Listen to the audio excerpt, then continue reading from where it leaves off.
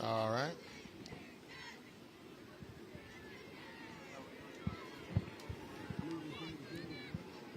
And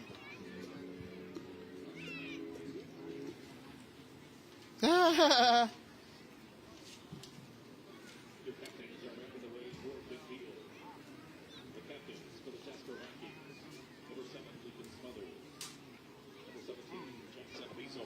Got it. Number 55, Mal Henderson. Number 77, Grant Bailey. all right, here we go. Using these.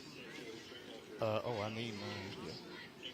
One of each. No, this is Cullman. This is Oh, they Cullman. were sitting right there. Oh, hold on. Hold on.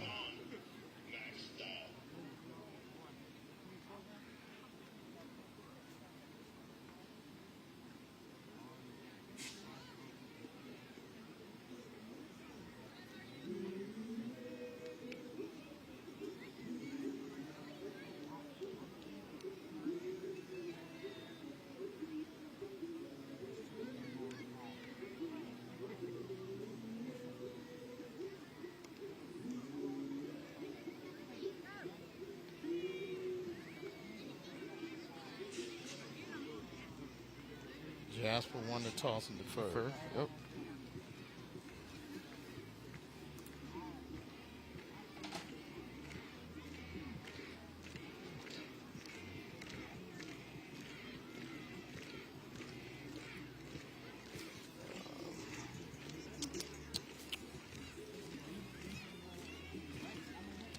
I got my rosters.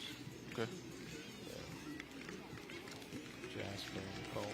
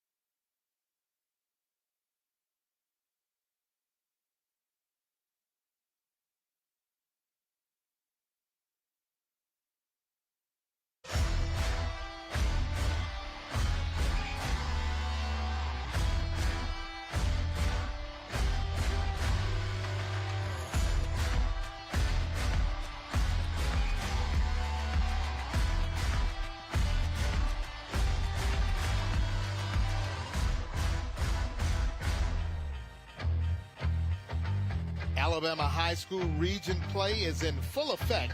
Drummond Company Friday Night Rivals presented by Tamron Hyundai Hoover as the Vikings of Jasper look to remain undefeated as they take on a pesky Cullman Bearcat squad live from Cullman, Alabama at Oliver Woodward Stadium at Mark Britton Field.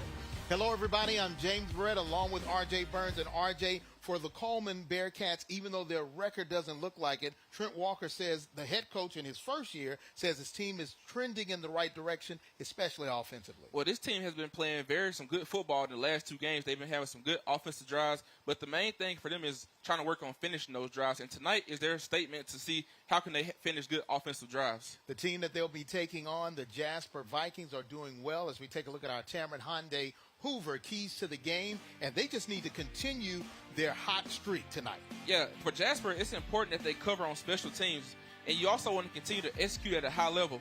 But for Cullman, you want to just continue to play smart, but most of all, finish plays. And you want to contain quarterback Lincoln Smothers at quarterback because he is very elusive and very explosive. Last year, this game ended up with a 1-point victory in favor of Jasper. Remember, Tamron Hyundai Hoover, where you're going to love the way you're treated. Stay tuned. When we come back, we'll have the coin toss and kickoff in a key 6A Region 7 matchup as the Jasper Vikings take on the Cullman Bearcats live from Cullman, Alabama. Stay tuned.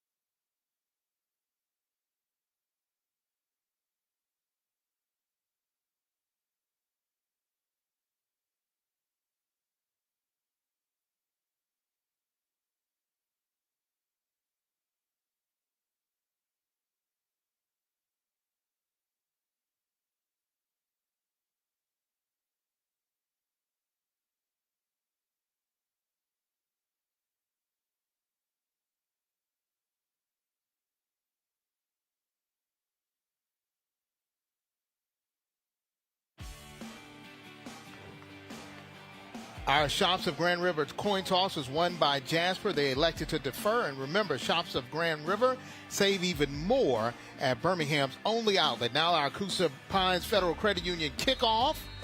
And it was caught and brought out to about the 35-yard line. And that's where the Cullman Bearcats will take over. Let's go down to Austin, who is there with our first hit from the sideline. Austin? Yeah, you guys talk about rivalry games. This may be one of the best in the state. I got Coach Walker for Cullman telling me that this game, it might get a little chippy. There may be some altercations between players. And these sentiments were echoed by the opposing coach on the other side of the field, saying that they don't know how this game's going to go, but Cullman is a good team. They're a better team than their record shows. And this stadium is packed. It's full of energy tonight. It'll be a great time to see how it goes, guys. Thank you, Mr. Pratt. Roaming the sidelines, and yeah, this is traditionally a chippy game. 2nd down and 10. That first pass from Culver went a little bit too far. They're going to try to keep it on the ground, but go nowhere fast. This defense is rather stout, and a good stop there up front by Kalen Harris. He plays that defensive end position. Yeah, he was very smart, very patient, read where the ball was going, and he made a very great defensive play on that drive right there.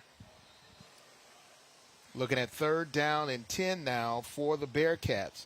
Their offense started off slow to start the season, but the last 2 games, they've been really clipping high at about 350 yards a game, and they've been averaging over 30 points a game. Now 3rd and 10, they're going to split 2 wide receivers out and have 1 back in the backfield.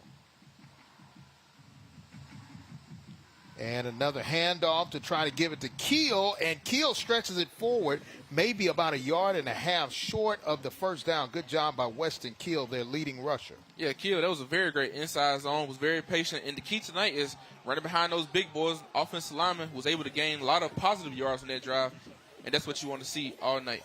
Let's take a look at our People's Bank of Alabama Cullman starters, and that offensive line has a lot of girth. Yeah, start with number 75, Whit Waters, 54, Rhett Singer, 23, Kobe Holt, 15, Morgan Alley, and you also have the quarterback, 8, Covert. 4th down and short. They're going to try to run it down the gut, and, oh, man, this one looks like it could be a turnover. It'll be Jasper football. And, yeah, they're going to have to go back to the drawing board on that one. Great play by the defense, able to do what they needed to do in order to stop this drive. Yeah, very great defensive play right here. You can see very patient. Look for the trick play. They were able to, look like they lost the ball, but even though they recovered, they still was able to get a first down. So way to be smart right there by the Jasper. They were all over that. And now look forward to see what they can do in this offensive drive. And now the Vikings offense takes over in great field position. Lincoln Smothers is their signal caller, the dynamic junior.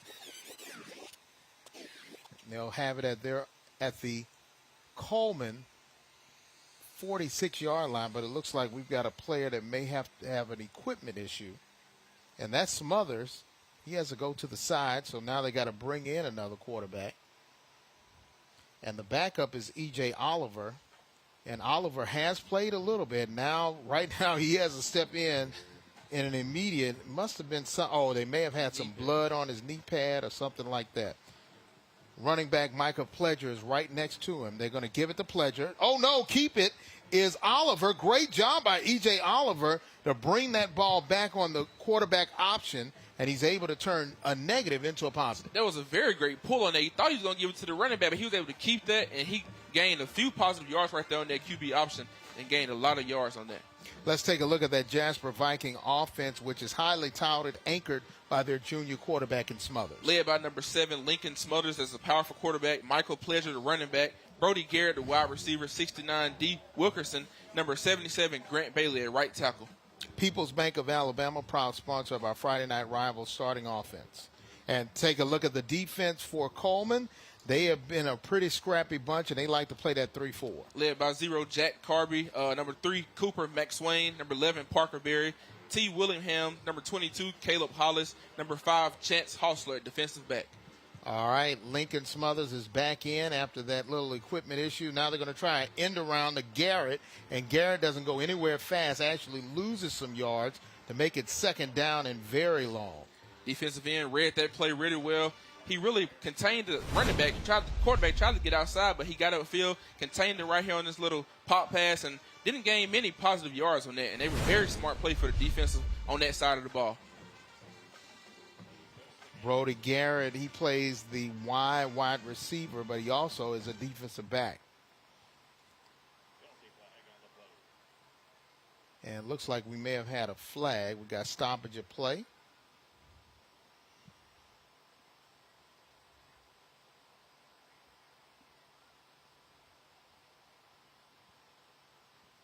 And that'll go against the Vikings, but it will be declined because they were able to get a tackle for a loss. It's going to be important for them to get a fast start right here because so far they've lost downs. They haven't got many positive plays. So if you want to start off and be explosive and elusive, you're going to have to clean up the small penalties, and hopefully you can get a drive going right here pretty soon.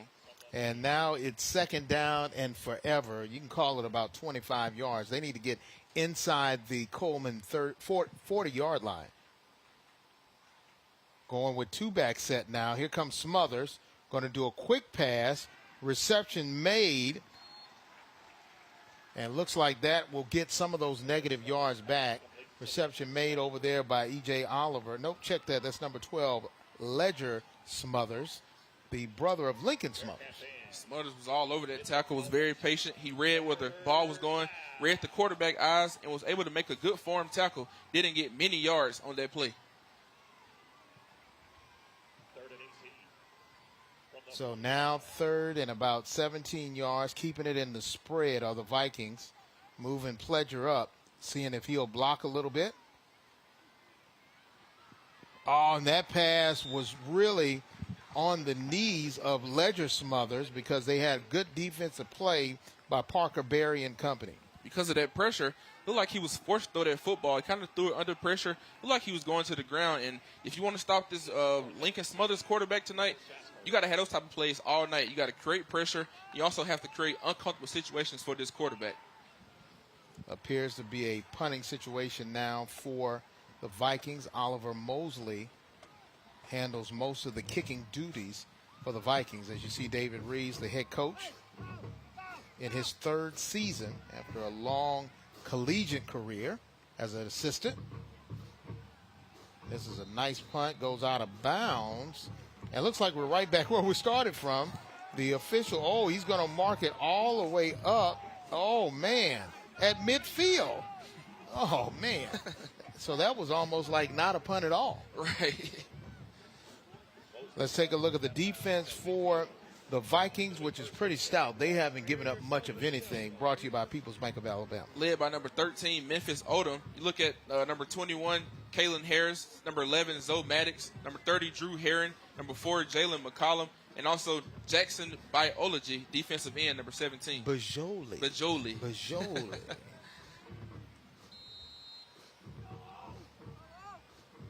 So second drive now for the Bearcats. Trying to find something to get their offense going. High snap, able to give it to Keel, and Keel goes nowhere fast. Once again, Memphis Odoms and company right there on the tackle.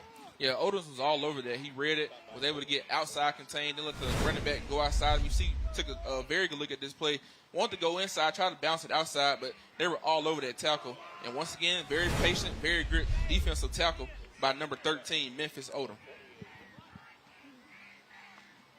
2-yard loss makes it 2nd down and 12 now for the Bearcats.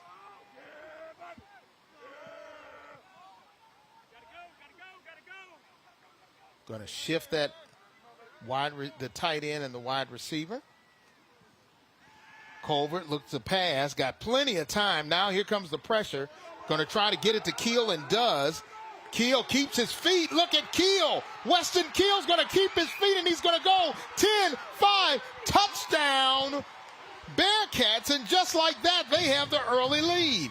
Very smart play. He had all day back there in the backfield. He was able to see what the defense was giving him. He used his eyes in a very great way and was able to throw for a touchdown. Was very patient, very good throw, good catch, and made a long offensive touchdown that drive. It's a City of Bessemer touchdown. See what we call the Marvel City with growing jobs, affordable housing, and strong schools. Bessemer, Alabama. Opportunity lives here. Wow, what a play. They thought he was just going to go out of bounds, but he didn't, and he was able to keep his feet and go all the way in for the score. Brooks West on for the point after attempt. That kick is up, and it is good. And with 8:11 left to play here in the opening quarter, the Bearcats are saying, don't look at our record, look at our points, and look at our squad. They're up 7-0. Stay tuned. Drummond Company Friday Night Rivals presented by Tamron Hyundai Hoover will be back. But right now, the Bearcats have clawed their way into the lead.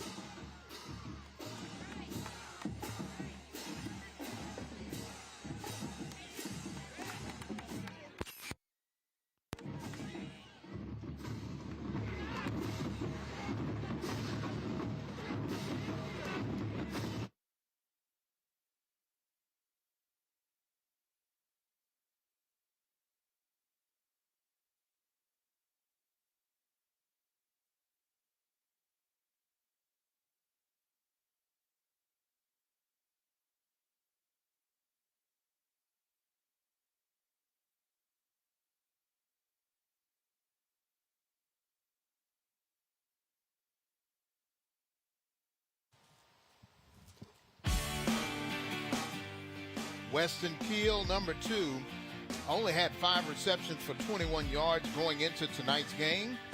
He had well over 50 yards on that reception alone as the Bearcats have an early 7-0 lead.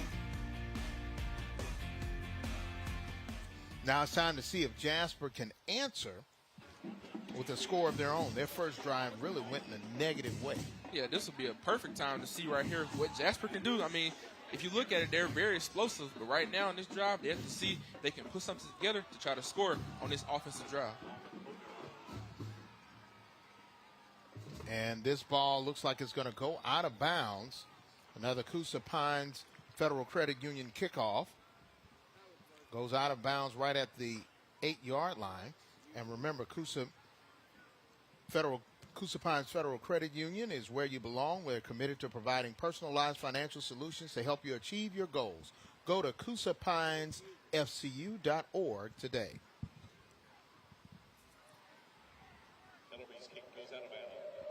So when the ball went out of bounds, and you see first-year head coach Trent Walker, an alumnus of Cullman, spent his first head coaching stint at Lawrence County, brought some success there, and he said it was a tough decision, but Cullman is home, and it was much better for him to be at home, and he wants to take over and reinstill the pride and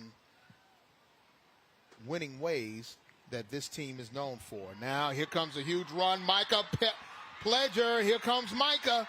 Big Micah, 20, 10, all the way, touchdown.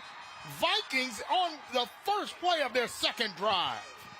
Very explosive run by the running back. I mean, that's the type of plays you want to see all night. And he was able to read what the offense gave it to him, hit that big hole, and score a touchdown in that very good first play on offensive drive right here. Wow. But it looks like we may have a flag. 65 yards on that apparent touchdown run. Yeah, those are you don't want to see those type of negative plays on a big run like that.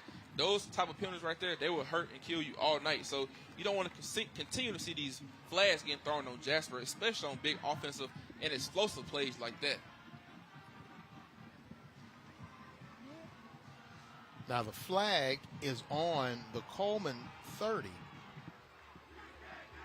So we really need to see exactly what happened. So if it's a spot foul, it'll still be a first down. But let's see what the official call is.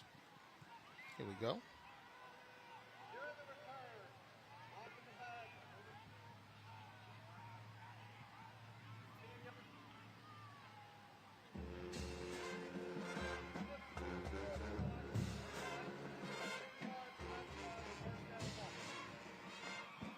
So they had a unsportsmanlike and a block in the back, which is a double negative. So the touchdown is negated, all of the yards are negated, and now instead of it being 1st and 10, it looks like it may even be 2nd and short. Even though this is a big rival, both coaches said it would be chippy, but although you might get chippy, you have to be smart. You have to be mentally strong and physically strong. You can't afford to have those unsportsmanlike conducts, especially on big plays like that, because if you do, that will continue to hurt you all night, and you don't need that. Okay, so they did get the first down, or did they?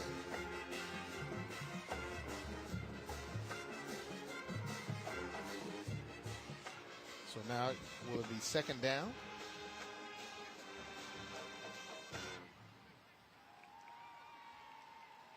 And the officials are trying to make sure they get it right.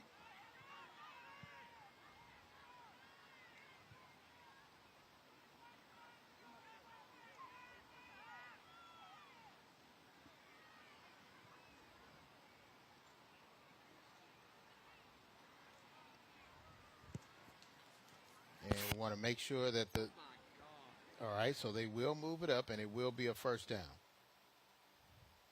And that's because of where the foul happened. It did happen on the 30-yard line, so he did earn enough for a first down, so it'll remain first down.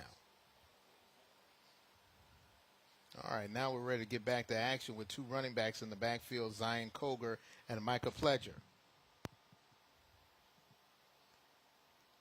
Keeping it on the option is Smothers. Smothers on the near side. He's going to go to the 40, to the 30, and pushed out of bounds right at the 30-yard line. Enough for another first down, and they'll move the chains. For Cullman, you have to contain this quarterback tonight. You see he's very explosive, very elusive, And he got all those positive yards back. And for one thing about Lincoln Smothers, he's going to be an explosive athlete, so you have to be able to contain him and keep all eyes on him tonight. He's about 6'2", about 160 pounds, and a lot of people underestimate his speed because he has such a long stride.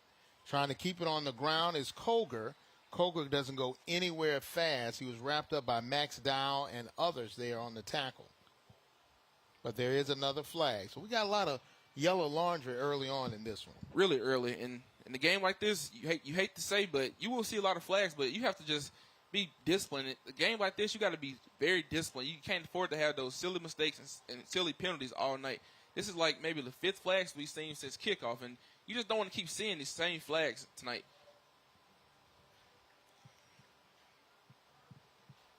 So holding on the offense, this is the 3rd penalty so far in this drive for Coach Reeves' Jasper Vikings.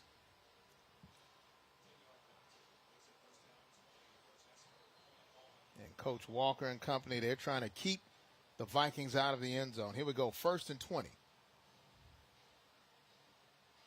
Keeping it now with Smothers. He breaks 2 tackles, and he's off to the races. He gets all the negative yards back. Eventually dropped down about 3 yards short of the first down. Tucker Willingham right there to make the tackle. Good smart right there. Good quarterback keeper. He was going to give it. He pulled it, was able to follow his big blockers right there in his offensive lineman, and was able to just get positive yards. This young man is, I'm telling you, he's sneaky quick, and once he get it, he's a playmaker. So you have to make sure when he has the ball, somebody has to be on him at all times. 2nd down and 4. Going to hand the ball off to Pledger. Oh, he goes airborne. Micah Pledger goes up in the sky, and he's able to get enough for the first down and move the chains, and now they're in the Window World red zone. Remember, enhance your home and window world of Central Alabama. They redefine durability, performance, and value, setting a new standard in how you live or work in Central Alabama.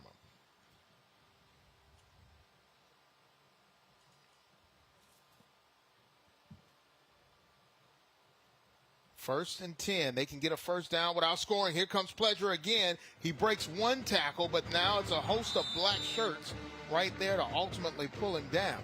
Looked like he wanted to get a little outside zone in this play, but the defensive linemen, they were all over there. They shot the gaps, they shot upfield, and he wasn't able to get many positive yards, but they have to have their eyes on him as well. Another big playmaker and very great defensive effort by this defensive front. Was able to see where Michael Pledger was at when the ball was snapped to him. 2nd down and 7. If they can get to the 6-yard line, they can get a first before they get to the goal line. Smothers looking to throw, getting some pressure on the backside. He eludes 2 defenders. Now a 3rd. Wow, look at Smothers go, and he gets a hit and is ultimately put down. Chance Hogler able to make the tackle. Smothers was dancing a little bit. He tried to make some shake downfield, but he was looking. He wanted to throw, but nothing was open. He gets out of the pocket right there. He thought he was going to get tackled, but made a little shake and bake move right there, but he was eventually swallowed up right there. And the young man is elusive, so you have to make sure when he has the ball, you have to be able to see him and know what he's going to do.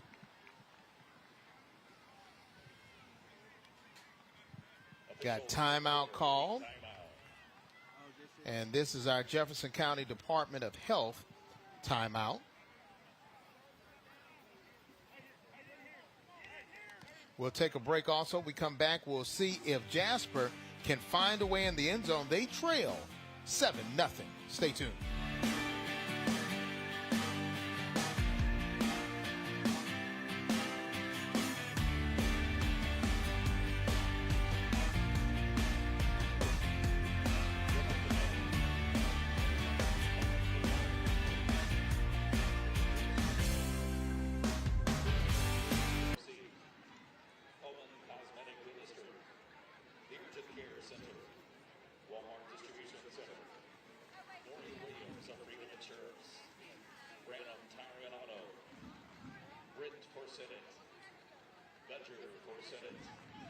Signature Smile, Alabama Hair Solutions, Allstate, Wood Tree Service, Cypress Roofing and Construction, the Beer Bank, Merchants Bank, People's Bank of North Alabama, Cullman Jefferson Gas, Tree Financial, Ace Hardware in Dodge City, and Name It. Drummond Company Friday Night Rival presented by Cameron Hyundai Hoover. And we're in the Window World Red Zone. And the defense for Cullman has really been stout. They have not allowed Jasper just to walk in. They've got to earn it. These are the type of plays you want to see from Cullman. I mean, tonight is the night to make their statement. And so far, they've done a great job of making this offense work for what they want to earn. Third down. Pledger's going to move up a bit, get right beside Smothers. Ball is loose, and Smothers falls right back on top of it to set up a fourth down, self-inflicted wound for the Vikings. Looked like there was a little confusion right there. He didn't know if he wanted to pull it or give it. So in those situations right there, you have to go with it and just make a play out of it. You can't afford to have those negative plays and have a fumble right there on the drive like that. Looks like we're going to have a field goal opportunity here as the Cullman defense has been able to hold and keep this high-powered Vikings offense out of the end zone. Now Oliver Mosley handles all the kicking. He'll be there for a 25-yard field goal from the right hash. Kick is up, and it is good. And just like that, the Vikings are on the board, but they still trail the Bearcats by 4. So if you're a Bearcat fan and a Bearcat defensive player, you got to feel pretty good about that. Yeah, right now, very good stops, some key stops in those offensive drives. And they've been doing this type of stuff for the past 2 games, but tonight they're trying to put it into action. And so far, it's working. I mean, this night, if you want to make a statement, you want to see what you can do. And so far, they have made a statement in these few offensive drives. They just have to continue to do that all night. Great night for football. A lot of fans here. This is a State Road 69 rivalry. All you got to do if you're leaving Jasper is get on State Road 69 and just keep on driving. You're going to run smack dab into Cullman. And the school not that far from the town center where they have their festivals, and it's a beautiful downtown area. And now the fans have made their way into the stadium, and they are excited to watch this football game, and they're still happy that their homestanding Bearcats are up. Now the Vikings, on the other hand, they were expecting a lot of fireworks, and we just haven't lit the match yet. Well, hopefully whenever they get back, they have to set the tone here on defense, and hopefully when they get back on offense, maybe you'll see some touchdown or a few drives on that. Colby Holt is back deep. He is a dangerous kick returner. How dangerous? We'll let you know after the Coosa Pines Federal Credit Union kickoff. And taking it inside his own 20, here comes Mr. Holt. Very patient, and his patience has worked out so far. He has 2 kickoff returns for touchdowns. Yeah, on a player like that, you definitely have to spot him and make sure, try to kick it away from him as much as you can. And if you do kick it to him, have to make sure you get down there and cover in those kickoff lanes. Be patient and make sure you have your eyes in the right spot, because you don't want to mess around and he return one, because then they're going to get the momentum. So you just have to have your eyes on him at all times.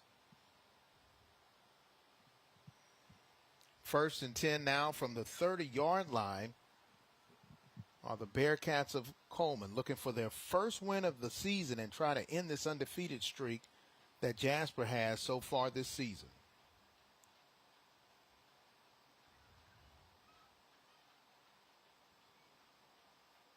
Going to give it to Keel. Keel finds another hole. Good job. And a good wrap-up by the defense, because this young man has, as they say, home run speed. One thing about Keel, when he finds that hole, he's going to take advantage of it. He's going to try to get north and south.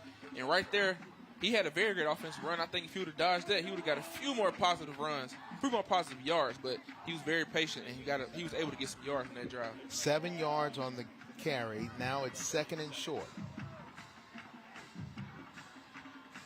Another shift.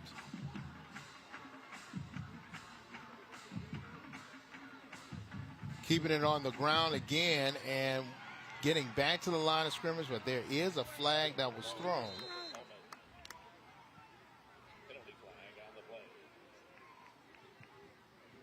And we've had a lot of laundry so far in this game.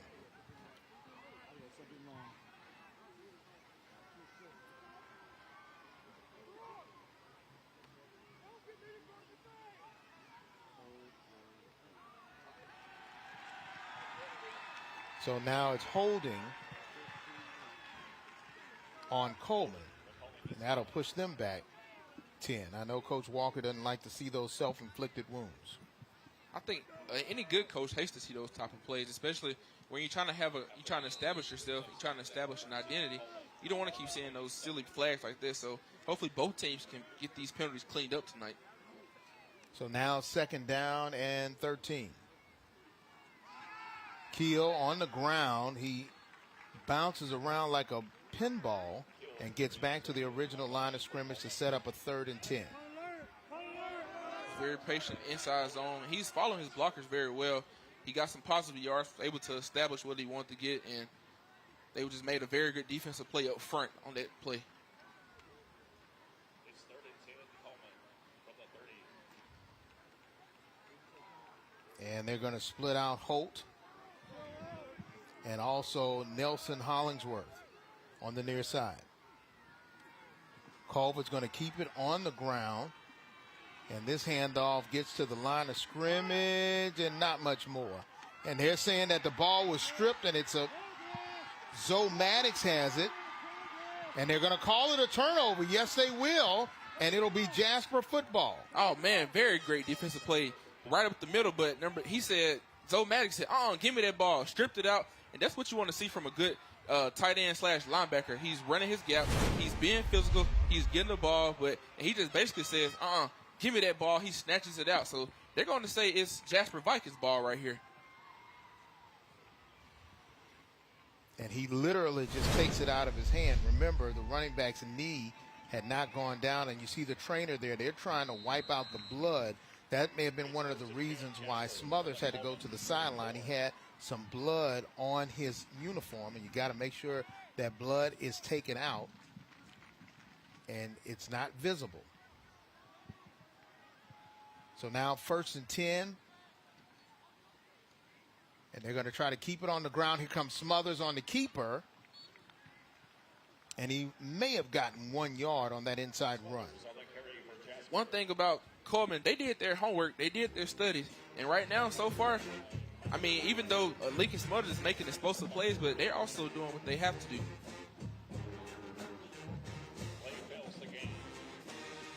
Second down and 10, less than 25 seconds on the play clock.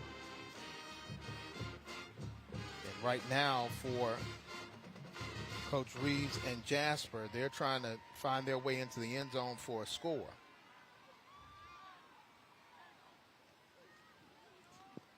Lincoln trying to run, can't find anybody, dips it out. Reception made by Ledger Smothers. And looks like he was able to get close to the 1st down marker. Yes, he did, and it's a 1st down for Jasper. Very smart play right here. He was very patient. Looks downfield, rolling out right here to the left. And you can tell he wanted to go downfield, but he was seeing what was given to him, popped it off right there, and he was able to gain a very few positive yards. And that's what you want to see from an explosive offense and playmaker like this. 3 wide receivers on the far side, 1 on the near side now.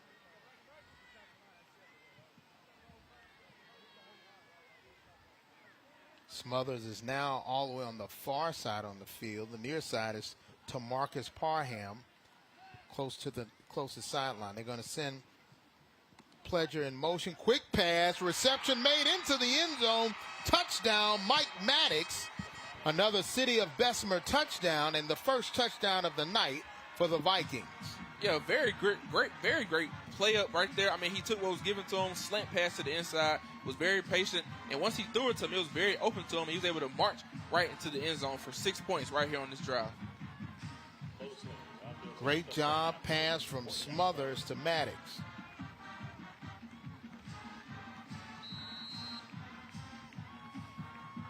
And now Mosley on for the point after attempt.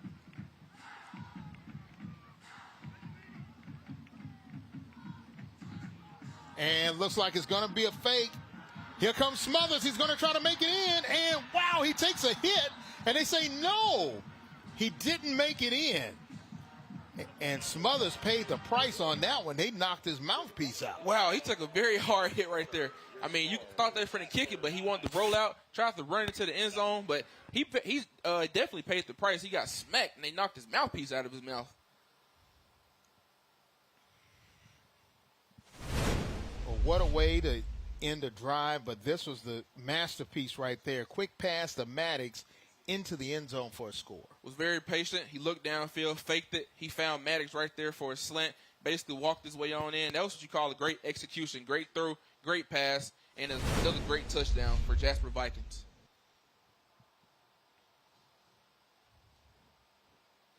And the extra point, I don't know if this was necessarily planned to be a fake and an opportunity for Smothers to attempt to get 2 points. Yeah, because in games like this, you normally don't see that early, but maybe, like you said, it could have been planned, but it could have been a bad snap, could have been miscommunication, but whatever it wasn't a very positive play, I can tell you that.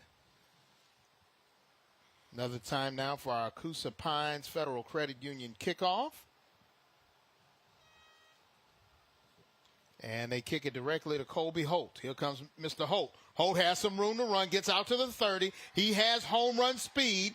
He gets out beyond midfield. Special teams is big for the Bearcats, and now they're in Viking territory. Another dynamic return for Colby Holt. For Jasper, it's important that you get down there and cover on those special teams, because if you kick it to this man, Colby Holt, he's very patient. He starts off tiptoeing. Once he finds that hole, he hits it, and you have to know where he's at or try to kick it away from him. Very explosive run by Colby Holt. 1 minute remaining here in the opening quarter, and they're trying to match score for score now with the Vikings. And our Fortis scoring drive, 3 plays, 34 yards. Maddox with the 22-yard pass reception. And remember, Fortis, your life powered by learning.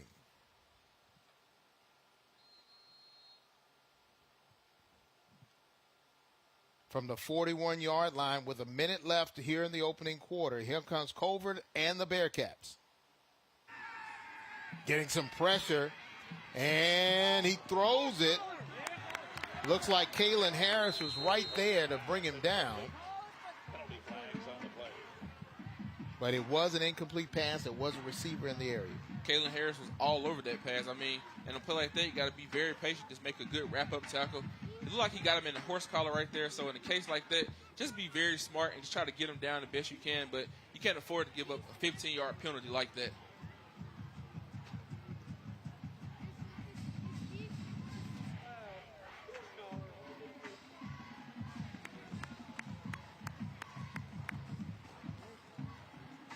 So what was thought to be a good positive play by the Vikings because of the horse collar turns it into yardage for the Bearcat. Oh, yeah, that is a classic horse collar. Clean horse collar right there. I think that even in the old school football, they would have called that a horse collar.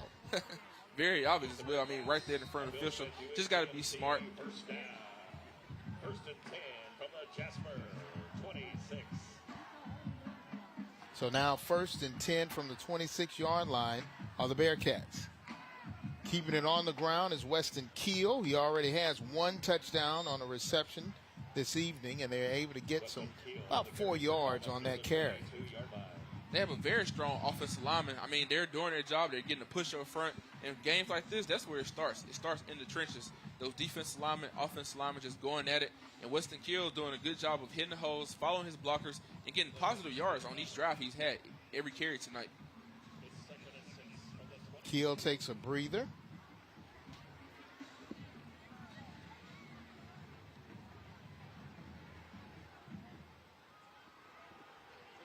And that's Jace White in at running back. Here comes Jace White. He has a hole, and he's able to get some positive yards. Eventually, he was brought down by Cortez Samuels. Looked like he wanted to take that thing in the inside, but as you can see, he's very patient into the inside zone, but eventually the hole closed, bounced to the outside, and that's what you want to see in a great running back. Once that hole closes up, they have to be very athletic and bounce out to what is given to them, and that's what he did right there in the offensive drive. A very spirited first quarter comes to an end, and it's Jasper that's on top, but it's only a 2-point lead as the Bearcats. They keep fighting and clawing their way, looking for their first win of the season. Stay tuned. Drummond Company Friday Night Rivals, presented by Tamron Hyundai Hoover, will be right back.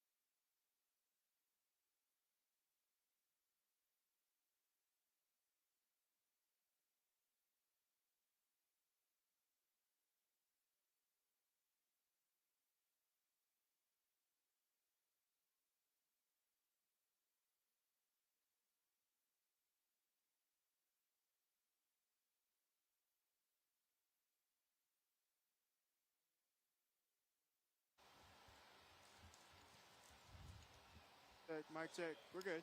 It's on now. Jessica Phillips and Casey Young.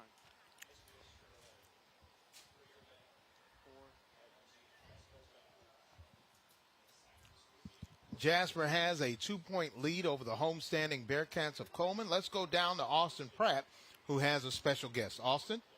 Guys, it's actually two guests. I've got Jessica Phillips and Casey Young with People's Bank of Alabama. I'm going to start with you, Casey. Tell me a little bit, as a sponsor of Friday Night Rivals, what does it mean being here tonight for People's Bank? Oh, it means everything. We are honored to be here tonight, and we actually share a lot of similarities with high school football being a local bank. We bring people together. We are able to share that competitive spirit in a good way, and we have a dedication to our team. Yeah, definitely. And Jessica, with so much exciting things already happening tonight on the field, what's the most exciting thing that's happened maybe in the last year for People's Bank? I mean, we've been in the business for 48 years, and we're just excited to be here. We serve all of North and Central Alabama, and we're just excited to be here. Yeah, definitely. And Casey, what do you attribute the success of People's Bank to? We have to attribute all of our success to the amazing team of bankers that we have. I mean, they're just unbeatable, and you can't win and be successful without a good team. And People's Bank has been described as a community bank. Could you tell me a little bit about what exactly that means? Yeah, a community bank. We get out and we serve our customers. We have local decision makers. We have a good team here and super good technology. We have local bankers who make local decisions, and we just are here for our people, and we have small town values and service. Yeah, definitely. And last question, Casey.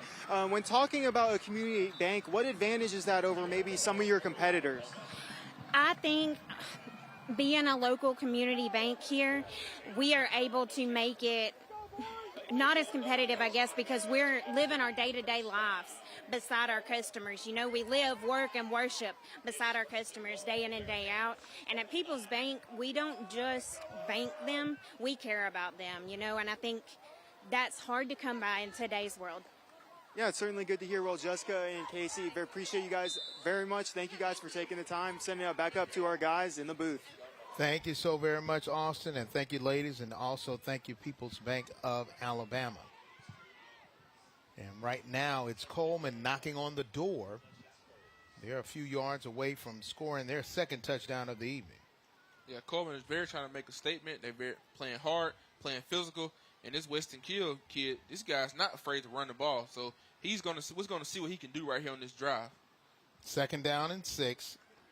And looks like they get maybe 1 or 2 yards on the carry. They're right there on the goal line. All they have to do right in these type of situations is be patient. And don't try to do nothing that's going to hurt them. All you got to do is keep the ball on the ground and just try to be positive and get positive yards.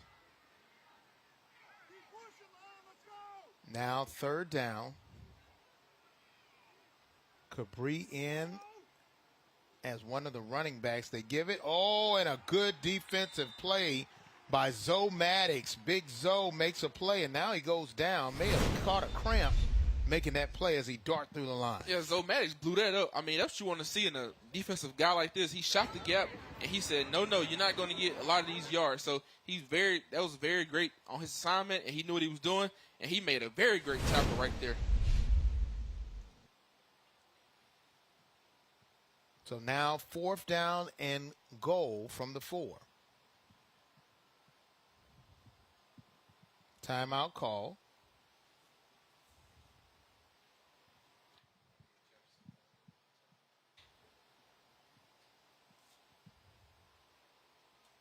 And it's our Jefferson County Department of Health timeout.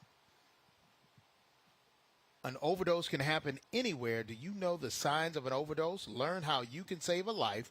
Download the OPI Rescue AL app. That is OPI Rescue AL app. You can get it on the Google Store and also in the Apple Store.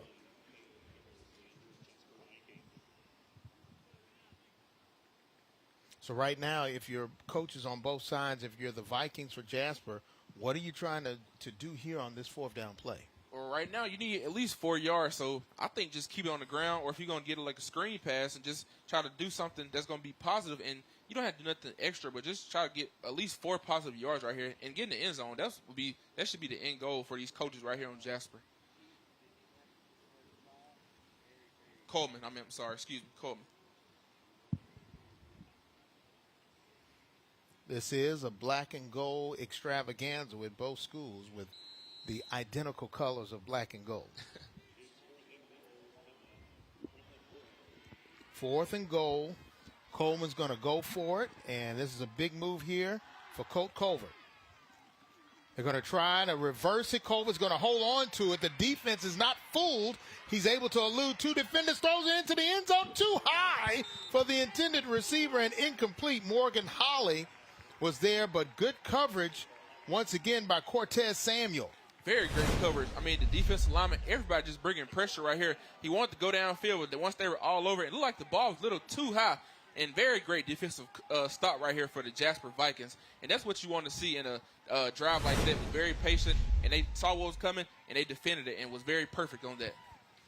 I know Culver wants to have that one back. Samuels, on the other hand, for Jasper, he's riding high right now after making that play to prevent a touchdown. He's very pumped right now. But that was a great play right there. So if I was him, I'd be riding high too. But I also got to keep my head in the game as an athlete.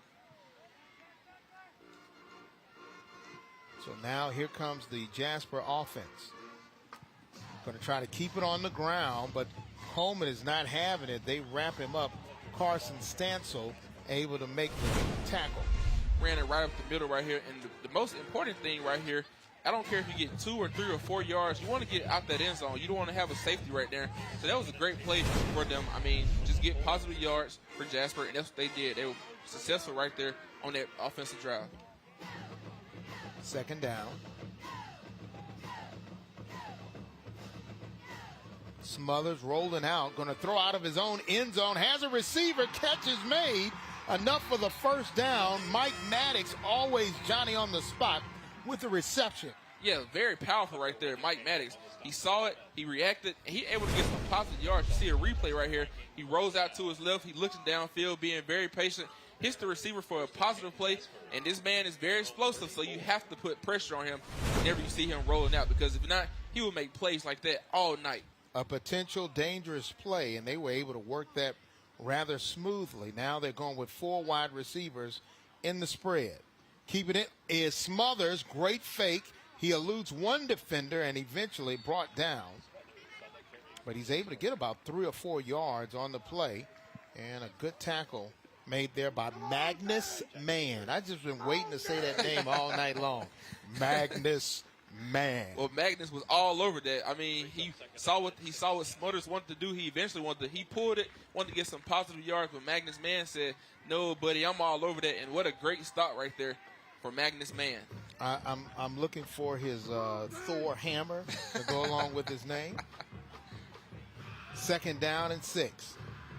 Quick throw, reception made. Breaking 1 tackle, gets enough for the 1st down, and a good reception there by Tamarcus Parham. Very patient, took what was given to him. It looked like he tried to make a few juke moves, but on a play like that, you don't want to go backwards. He was able to stay on that line and get more yards for a positive 1st down, and that's what he did right there on that reception. And that is a Salvatore's 1st down. Remember, Salvatore's has 4 locations in the Birmingham area. Mentioned Friday Night Rivals. Get 10% off of your Salvatore's order. Ball now at the 45-yard line. Going to keep it as Smothers. He has a huge hole up the middle of the field into Bearcat territory. He gets enough for the 1st down. May have got kneed in the head while he was on the ground. Good job he had his helmet. Yeah, very great play right there. Quarterback keeper. Right behind those offensive linemen. You see he pulled a big old hole right there. Took advantage of it. Juked 1 guy, but he took a hard hit at the end of that play. But that was a very great pull and play with him, and he was able to get some positive yards on that play. Pull and play. Yeah. Okay. I got you. Another Salvatore's 1st down. Ball now at the 42-yard line. Maddox goes in motion. Gives it to Pledger. Pledger is off to the races. 20, 10. They won't catch him. Into the end zone. Michael Pledger in for the score. And that lead now will expand again out to an 8-point lead for the Vikings. Another City of Bessemer touchdown for Jasper. Inside zone right there. He saw it. Once he hit that hole, he realized, oh man, I'm finna go score this thing, and he did exactly right there. But the key thing is he's running behind these big offensive linemen. He's very explosive, and once he get it, he's off to the races. So you have to be able to watch him and get him down to the ground. You can't let him just keep running like that. That was about a 38-yard run. Point after attempt, kick is up, and it's good. And another fantastic offensive output on the drive. 9-point lead. When we come back, we'll see if Cullman can answer. Stay tuned.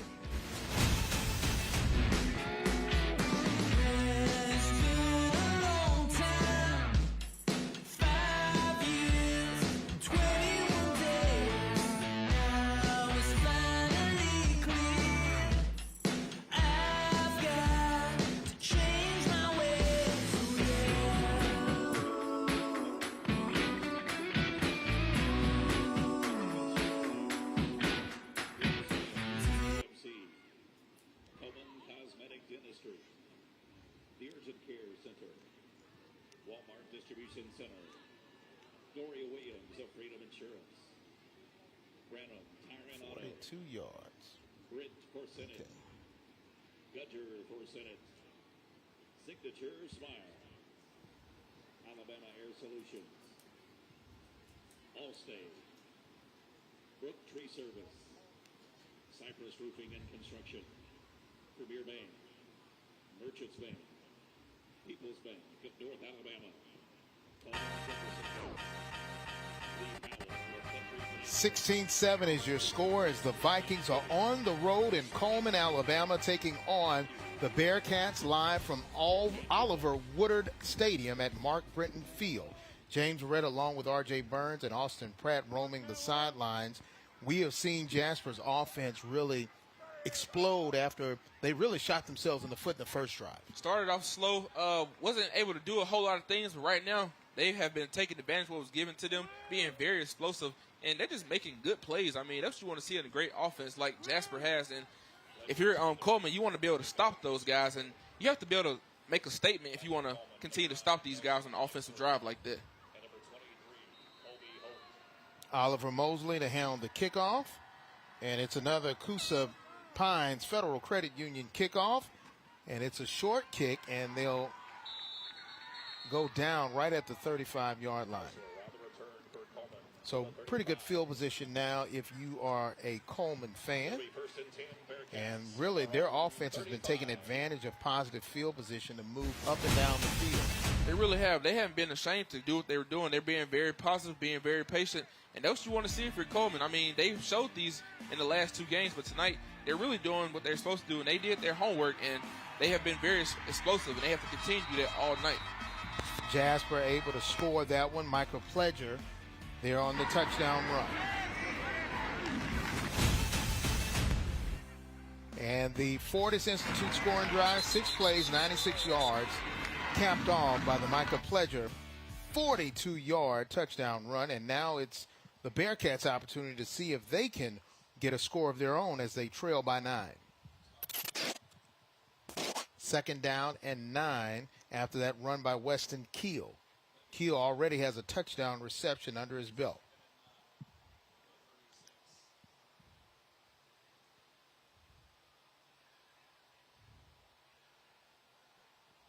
And Colby Holt, their speedster, is split out right here on the near side. Now they're going to shift their tight end Morgan Holly over to the near side.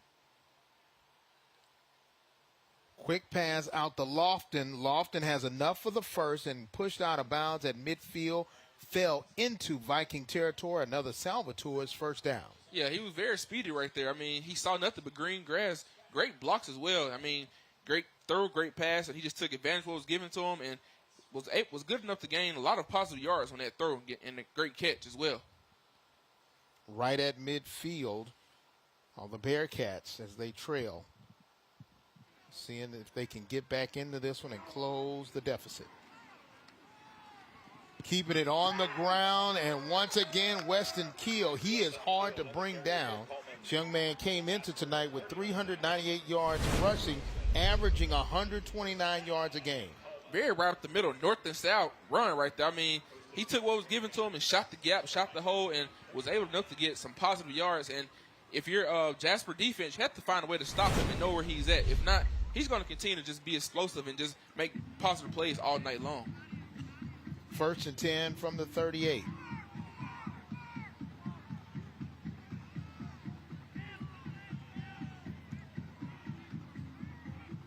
High snap, Colbert able to bring it down, and they're going to run it again, give it to Keel.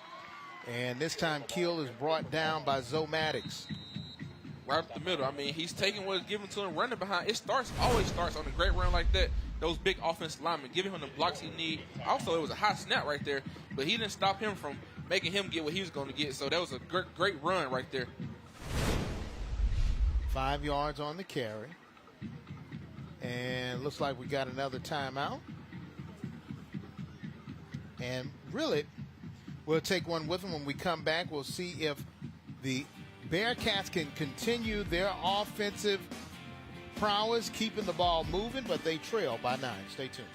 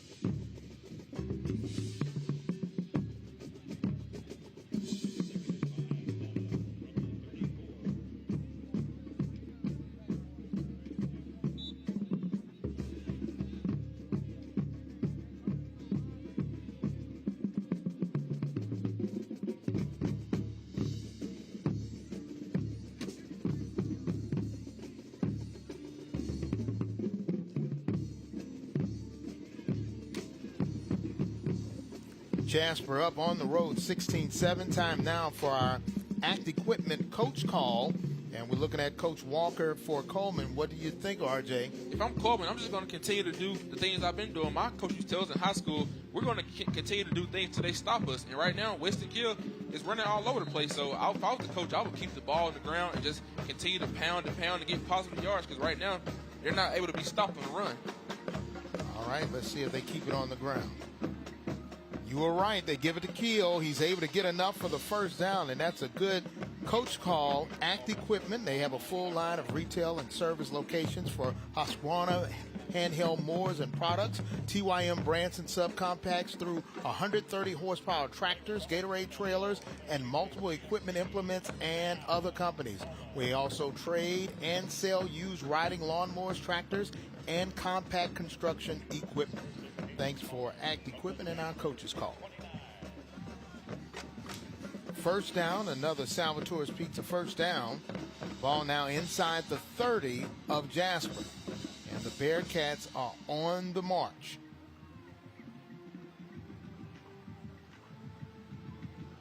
Hand off to Keel. Keel, once again, he's a hard man to bring down.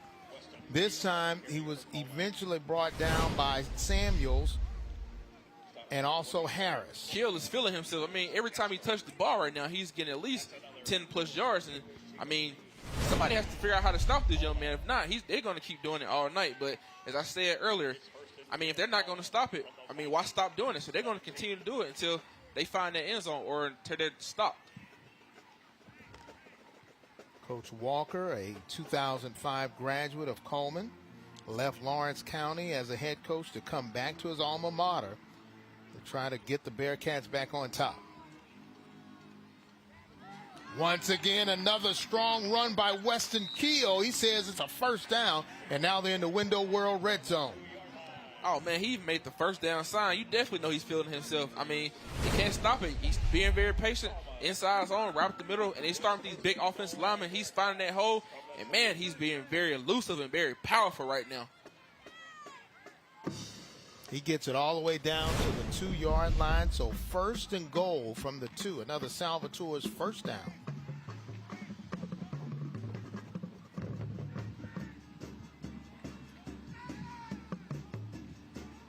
Out of the shotgun. They hand it over to Keel again. Oh, this time he gets tackled for a loss. Good open field tackle by Jackson Pajoli. Yeah, if Jackson wasn't on there, I believe he would have marched on in for a touchdown, but that was a good foot tackle right here. A little outside zone, take what was given to him, eyes downfield. He got stopped right about right there, but I believe if he wasn't wrapped up right there, he might have found his way into the end zone. Give it again, and this time he won't be denied. Weston Keel in for the touchdown. Another City of Bessemer touchdown. And just like that, Cullman Bearcats are back in this game.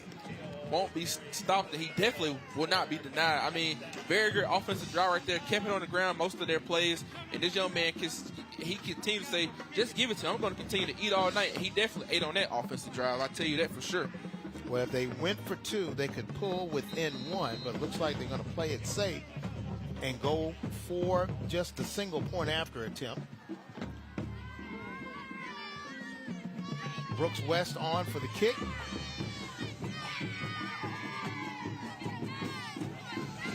And it's good.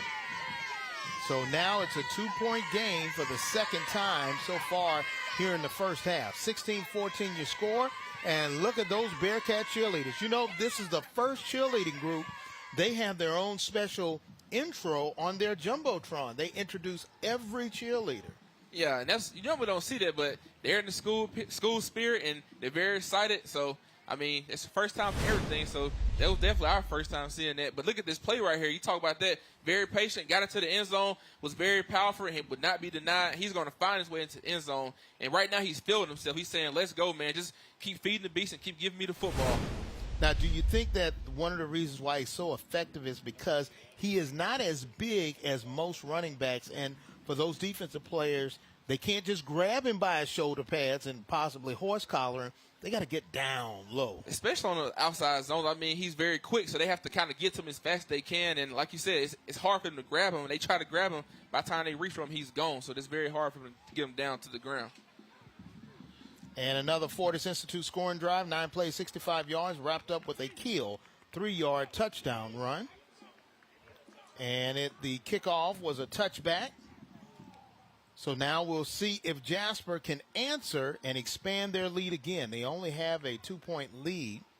And the young Lincoln Smothers, his brother played for Jacksonville State, dad a longtime assistant coach. And this young man looks like he is the next great Smothers football player. See, you don't know anything about the Smothers brothers. Yeah, it's way before your time. Okay. 1st and 10 from the 20.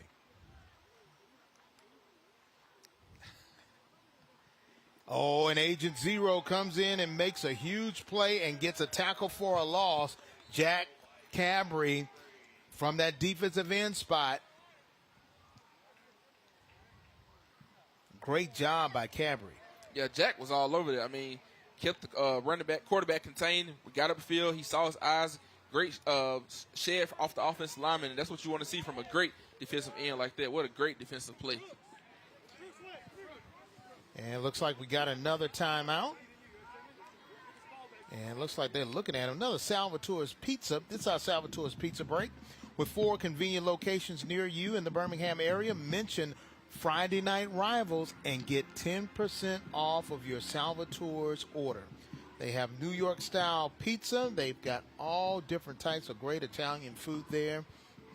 It is great food. You know, James, I keep saying I'm going to try that, but I got to try it one of these days for real. I mean, I go to Chelsea a lot. I go home, so I have to try that Salvatore's Pizza. So can I mention Friday Night Rivals as well?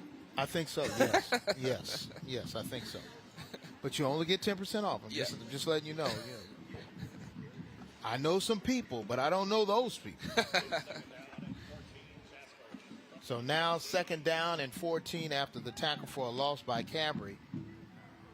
And this Cullman team is playing some inspired football, and a stop here could give them the opportunity to gain the lead. Here comes Lincoln Smothers and the Vikings. Smothers, quick pass, reception made by Garrett.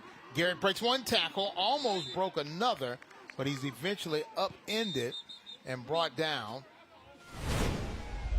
Yeah, very patient right here. Took what was given to him, got his eyes upfield, missed one tackle right there, tried to get upfield and but oh man, he was taken down right there. But very great ankle tackle and very great positive yards for the offense as well.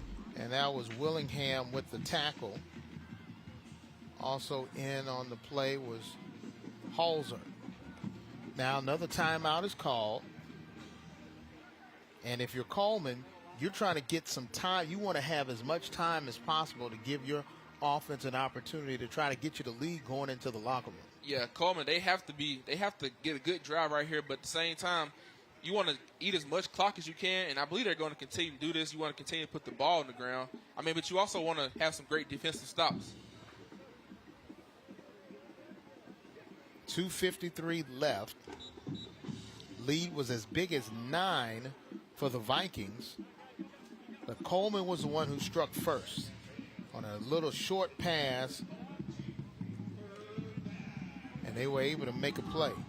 So now let's see what Jasper's offense can do looking at 3rd down and 4. Cullman is going to try to get the ball back with some time left to see if they can take the lead going into halftime. But for Jasper, they want to keep this drive alive. Here we go with 4 wide receivers.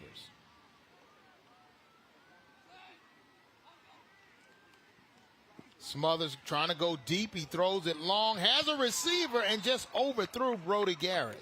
Brody was wide open on that play. If he would have connected, I think he would have found the end zone right there, but he was very patient. But on a play like that, oh, man, there was a good offensive play right there, but just overthrew him right there, and you don't want to see that on a good play like that. And we want to spend a special shout out to King Boys Towing and Recovery. They always make sure that all our heavy equipment for Friday Night Rivals gets to the location safely and on time. And I've always said that's some of the best, things. You see those lifts and all those things, the cameras, they make sure all of that gets here on time. So thanks to King Boys. Punting situation for Jasper. And Oliver Mosley kicks it, and it's fair caught right at the 36-yard line with 2 minutes, 40 seconds left. So the defense for Jasper did its job again. Yeah, they stood him up, and this is right here, Cullman. They wanted to try to put a good drive right here, but Jasper, I mean, they didn't really do much on that offensive drive, but Cullman, they was very explosive. They stood him up, so you want to see what kind of drive they can put together right here for an offensive drive. Colt Culver, an interesting story. He had an injury when Coach Walker came on campus, so he was unable to see him play in the spring. But in fall camp, he really showed out and earned the starting spot. Keeping it on the ground, here comes Weston Keel. Oh, he gets spun around but keeps his feet. Look at this young man, and look at the Powell getting pushed. Wow, what a play by the Bearcats. I mean, it's something about playing here at Mark Britton Field at Oliver Woodard Stadium here in Cullman. This play right here, this is a definition play. He took it to the left side, outside zone. Somebody tried to get popped right there, but this is a definition play of I will not be stopped, I will not be denied. You see the Powell continues to push him, but he would not go down. He's very strong and elusive, and this young man right here is going to keep making great plays like that all night. But we had a flag. Oh. And that moves them back 5. So now it'll be 1st and 15 rather than 1st and 10 after that dynamic run by Weston Keel. Now remember, Keel averages 129 yards a game. He may have had over 100 yards if you could add in the negative yards, the yards taken away from penalty. And he gets all of about 4 of those 5 yards back. Weston Keel, the ball carrier for Cullman. Stopped by Oliver, 14 And Keel is really lighting up the field tonight. Play gains 3 yards. Second down now and 12. Coach Walker and his offense trying to strum up some more points. Give again. Good sliding move right there, but he was just clipped by the ankles and brought down by Jackson Pajoli. Yeah, Jackson was all over there. He read where Keel wanted to go. He was able to see him and made a great tackle right there. And he didn't get many positive yards right there, but way to use your eyes and way to see where the ball was going for a great tackle right there. And that's another timeout. This time I believe it's called by Jasper with 1:48. So if Cullman doesn't get a first down here, then this will give Jasper another opportunity. Take another look at it, and that may have been a drive-saving tackle there by Jackson Pajoli. Yeah, very great tackle right there. I mean, he saw it, he recognized it, got him right there by the ankles, but he didn't have a big hit, but that was a very important play right there.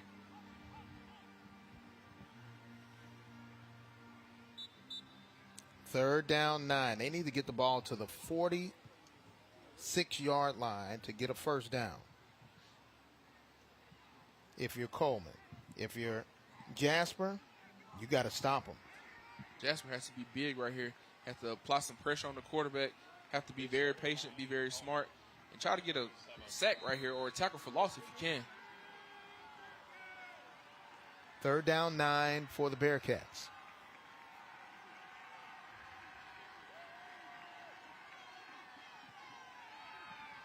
Colvert with time. He can't find anybody. He's got to get rid of it. He throws it, and he does touch a receiver, but incomplete. The defense holds once again for Jasper. Colvert, he had all day back there, but the defense were able, at the last minute, they were able to apply some pressure, but they wanted to make sure they didn't make a positive. And eventually he threw it away, but they didn't gain any yards right there. He pushed them down to the ground on that last play right there. Punting situation now as Morgan Holly will handle the punting for Cullman.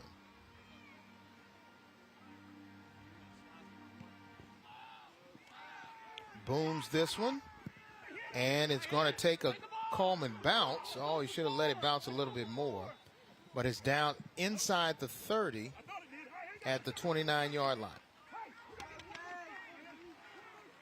So now, once again, Jasper, with 1:29 left, they can add on to their 2-point lead. They've got pretty good field position. I think they also have enough time, so they still have 1:29. Have to be smart, have some great offensive drives right here. Be patient, and just try to do what you're coached to do, and you can have a good drive right here. You have plenty of time. Smothers so far tonight, 77 yards.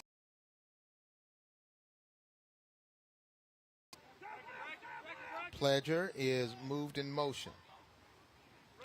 Keeping it is Smothers. Smothers trying to find some room, dives forward. He was wrapped up by Parker Berry, who came into tonight the leading tackler for Cullman. Cullman did 20 tackles. Cullman did their homework. I mean, you see right here on this play, he wanted to direct traffic, wanted to see what was given to him, but way to make that tackle right there on a good defensive front right there, and they were able to locate Lincoln Smothers right there on that last play. Lincoln looking for a receiver, trying to direct traffic, just can't get it to him in time. Pass intended for Braylon Dickerson. If you're Cullman, you're going to have to create pressure. I mean, he had all day. He was able to direct some traffic. Didn't do the play that he wanted to get off, but you have to create pressure on him. You can't afford to let him stay back there in the pocket all day and have all the time in the world, because if not, you will pay for it eventually. Third down, and it all depends. Cullman may get the ball back with some time left. Braxton Brooks coming in for Magnus Mann. Smothers with some time, going to throw a short pass, reception made to Pledger, but he is hit immediately by Caleb Hollis. Yeah, Caleb Hollis was all over that. had some good defensive coverage right there, was very patient. He saw where the ball was going, and once the receiver caught the ball, he was able to make a good play right there. But also, he had a lot of time right there, had no pressure. Once he saw that, he made a great defensive tackle right there. It was all over.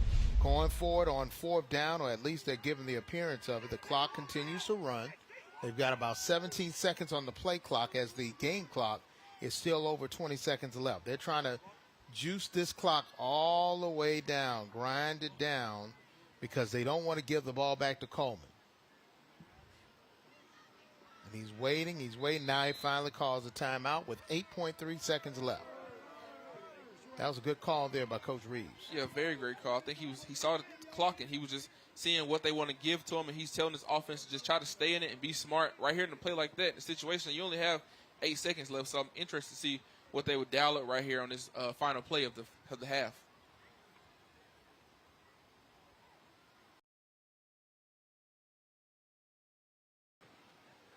Eight seconds, an entertaining football game is an understatement. This has had some excitement. We haven't had any fireworks yet in the sky, but on the field we have some.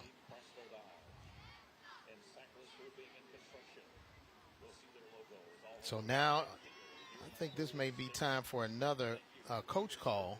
What do you think that if you're the Vikings, do you kick it or do you hike it and just run around and hope you can run the clock out? Or is that a little bit too dangerous? I would just try to, if I was the coach, I would either kneel the ball or I would try to hike it and try to take the clock out. But I wouldn't want to give Cullman an opportunity to score right here, even though, 8 seconds, that's kind of iffy. But I just want to run the clock out and just kill the ball and just take it on to the halftime.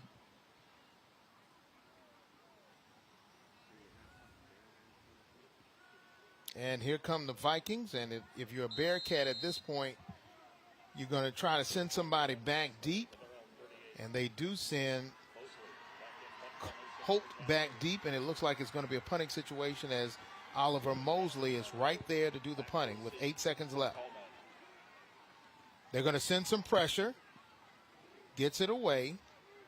And it goes out of bounds with about 3.9 seconds left. So you got a chance for one play for sure, possibly two, if you can get out of bounds. Yeah, so I want to see what they're going to dial it right here. Maybe they drop back and throw a deep ball. They adjusted the clock. Now it's 1.3 seconds.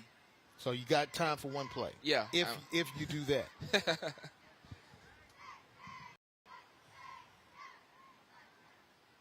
And here comes Colt Colvert. And make sure you stay tuned for our Vadian Credit Union halftime show. We have some interviews, highlights, and some possible highlights from around the country. Here we go. Looks like victory formation. And they're going to kneel it as the clock hits 00, and we'll go to the locker room. But what a ball game so far.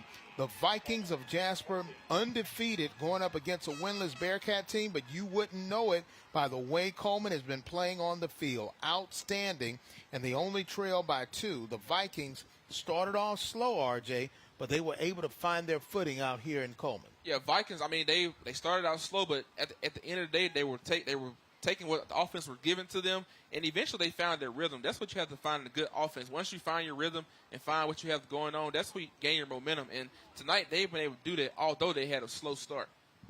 It's been an outstanding first half of football. We've had some big plays brought in by a lot of different folks, and I think Austin is ready with Coach Reed. Let's go down to Austin. Austin? That's right, guys. I got Coach David Reeves here, head coach of Jasper. Coach, up slim in a rival game. What's the mood going in the locker room? Well, we feel good. My hat's off to Cullman. They're playing extremely hard, and they're playing well. We got to come in and clean up some of our mistakes, and we've got to continue to play with a lot of intensity ourselves. Yeah, you talked about this team being better than what their record really showed. What have you seen on the field as far as adjustments you guys have made to kind of counter that talent? I don't think we've been able to yet. We're just going to keep playing hard and see what happens. Thank you very much, Coach. Good luck. All right. Thanks, Coach Reeves. Thanks, Austin. Make sure you stay tuned for our Vadian Credit Union halftime show. The first half has come to an end, and it is Jasper with a 2-point lead. 16-14 is your score. You're watching Drummond Company Friday Night Rivals presented by our friends Tamron Hyundai Hoover. Stay tuned.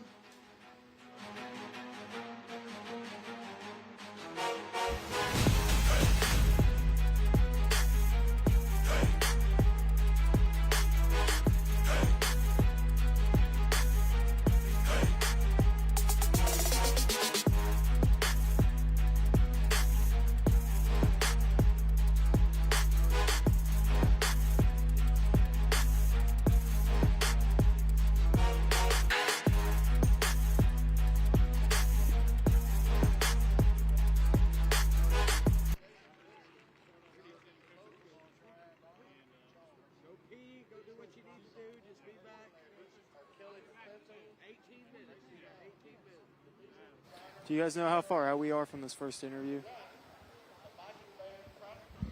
No, I do not.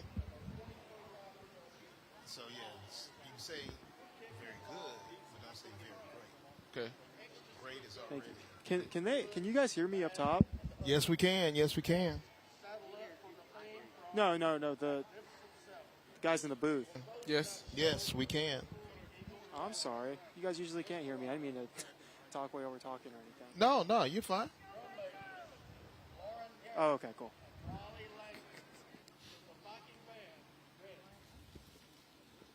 So we'll do this interview and then that's it, or?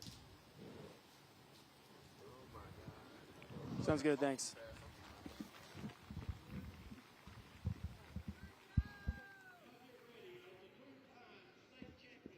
Jasper Viking Band presents to you Lawless.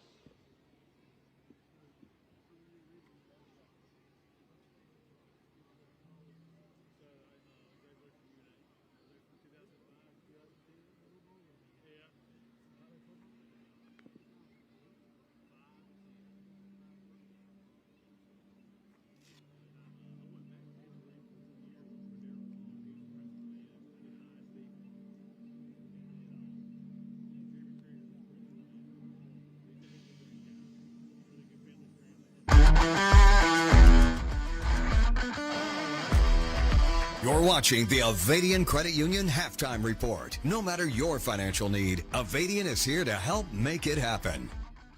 We're talking about ATV safety with Dr. Jennifer McCain of the Emergency Department here at Children's of Alabama.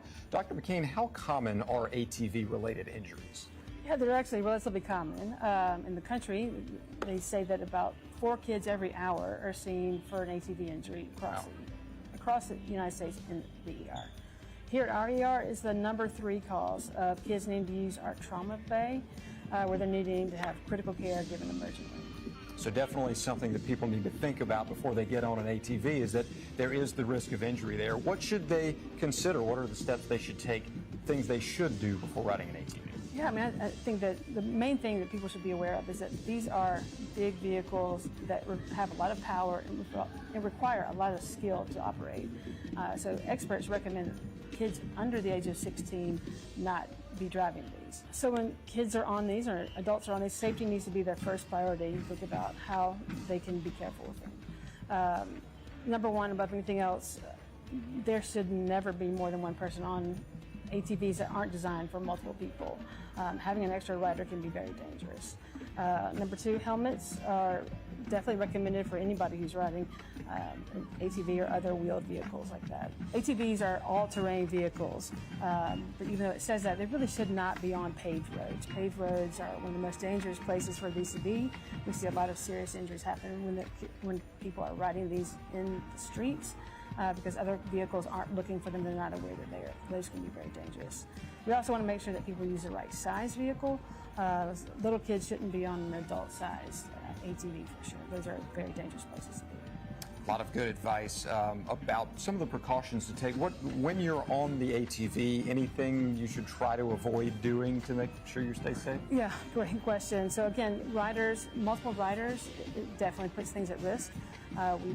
We've seen adults riding with little kids on there, toddlers, young kids, and while it may seem like a safe thing to do because ATVs are so commonplace these days, we know for sure that this is not a good idea. Kids can easily be thrown off the vehicle. So definitely be careful with having multiple passengers. The second thing is when we have multiple passengers on, a lot of times it's teenagers and they're goofing off and playing around and being silly. So that's another reason to keep multiple passengers off. But also, we want that reckless driving erratically, speeding, those things put things at a much greater risk as well. And then also driving these at night makes a lot greater risk because you can't see this terrain around you. So we want to be careful riding at night.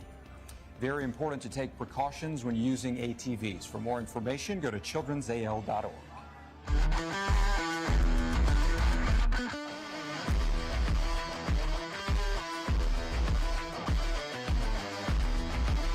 Guys, I've got Patrick Darwin here, the principal of Jasper High School. And Patrick, tell me, as the new principal, tell me a little bit about fall sports going on right now and any improvements to athletic facilities. Yeah, so right now, I mean, it's high school football in the fall. There's nothing better than that.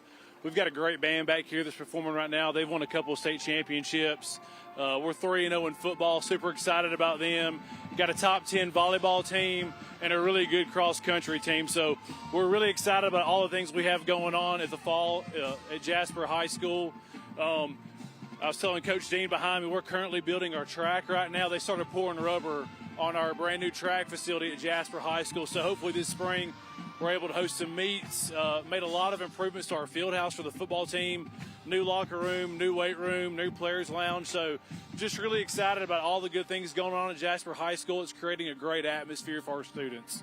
Yeah, I definitely love to hear it. It's my understanding you guys have the 2025 Meadow Central Foothills Festival in Jasper this weekend. What can you tell me about that event? Well, that's a great event that we put on in Jasper every year. Downtown Jasper puts on Foothills Festival. It's a free concert Friday night and Saturday night. Tonight we have Diamond Rio headlining it starting, I think, around 9 o'clock. And then tomorrow night we'll have Gavin McGraw. So super excited about that. It's going to bring a lot of people to Jasper and really boost our downtown. If you get a chance, come out and see it. Yeah, sounds like a great time. Well, thank you very much, Patrick. I appreciate you taking the time with us here tonight. Friday Night Rivals, we'll be right back.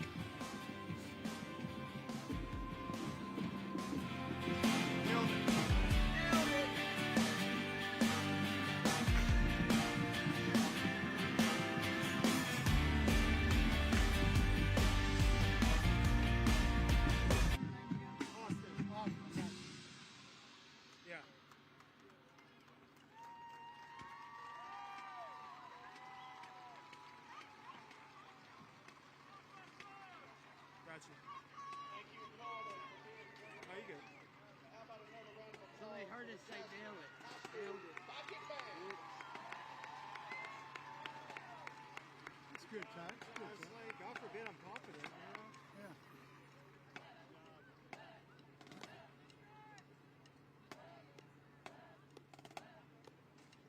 I guess after we get losing coach coming back, I'm going to go to the bathroom.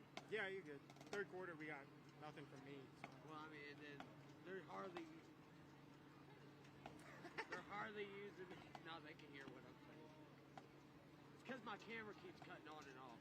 Yeah. It's something's wrong inside. We got 1 minute. I can hear it buzz, and when it starts buzzing, it goes flat. Watch it. He almost hit me and you. I almost got taken out by a drum earlier.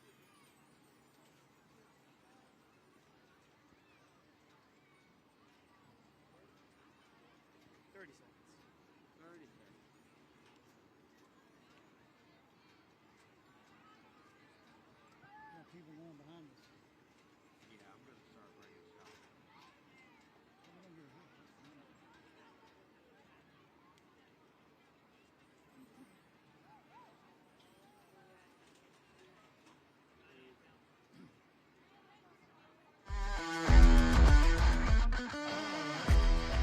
You're watching the Avadian Credit Union Halftime Report. No matter your financial need, Avadian is here to help make it happen. Guys, I've got Mike Dean here, the athletic director for Cullman City Schools. And Mike, tell me a little bit about, the current football program or any other fall sports you guys got going on. Well, first of all, how about this weather, this rivalry here? A great night for football, and we sure appreciate Walker coming in and playing. And we got a new coach, Trent Walker, who has actually done a great job. I can't say enough about what he's brought to the program, his culture, his discipline, how our kids play on the field, off the field. He's just changed the culture of the whole school. Actually, I'm so proud of our guys tonight. What a first half of football. Walker's playing hard. We're playing hard. It's a great rivalry, and you can't ask for much more than that.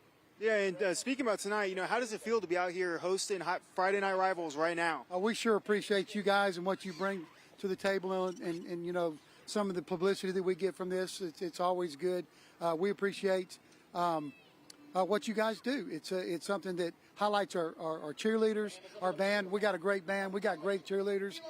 We got a lot going on at Cullman High School, and we sure appreciate y'all highlighting that. Yeah, and what can you tell us about any other, future endeavors for Cullman City Schools athletics? Yeah, our athletic program, we're privileged to. First of all, we have a lot of turf. We have turf practice fields. We have turf soccer fields, softball fields, baseball fields, and we got some small endeavors going on in the near future with some of the facilities, some upgrades with soccer, some maybe with baseball, and some others. And we're excited about that as well. I can't say enough about the community and what all they do to help us. Our booster clubs, our administration here at Cullman High School, we have such a good family feel at this high school, in this community. And what more can you say? I mean, look, it's great. Yeah, definitely. Well, we really appreciate you taking the time with us here tonight. We'll hear from Coach Walker with Cullman when we get back, but Friday Night Rivals will be right back after these short messages.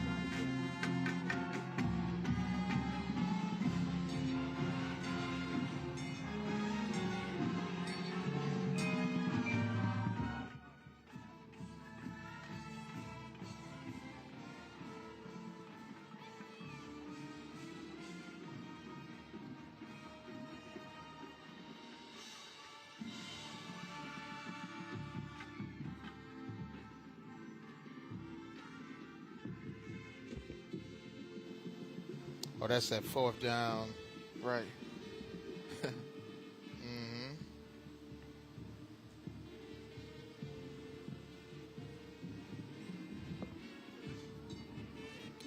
And that was 11 Zoe Maddox and Mike Maddox. I don't know if they're related.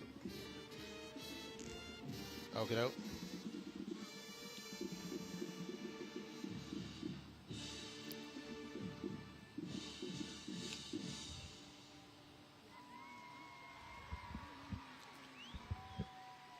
Cha-cha-cha.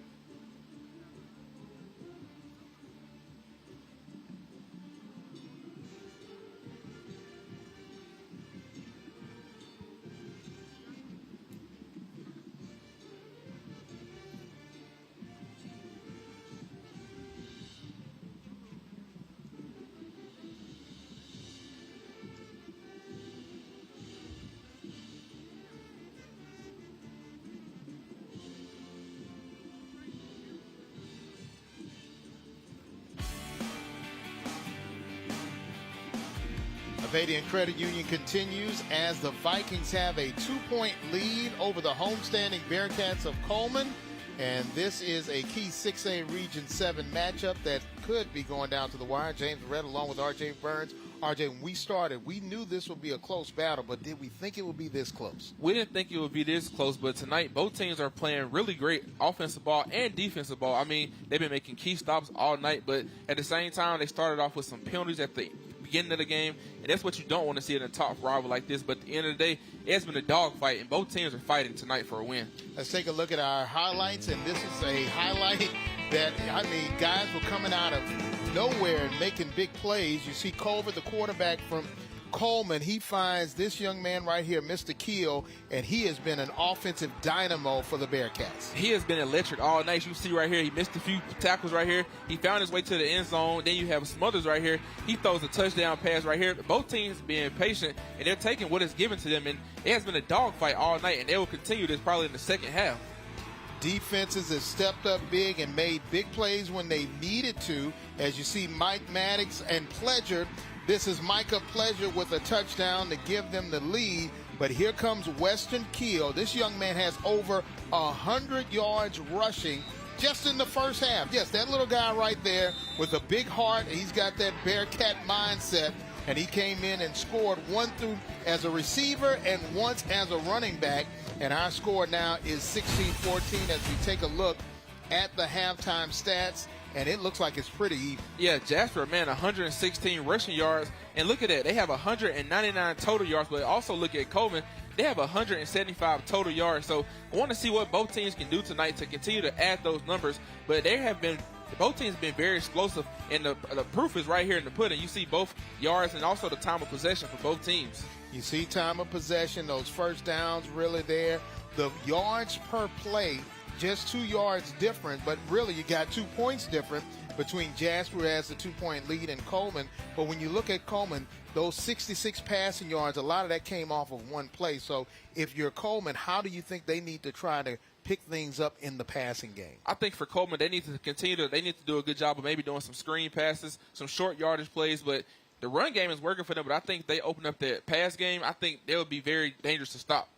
And this is not the only highlights we have. Let's go to our national Friday night rival highlights of the night. The best Thursday night lights and Friday night rivals highlights from across the country. Jackson's got to get something here. He got hit. The ball's on the ground. And you don't have any timeouts. They don't have any timeouts. For the end zone. Caught! Flag! 17.9 to go.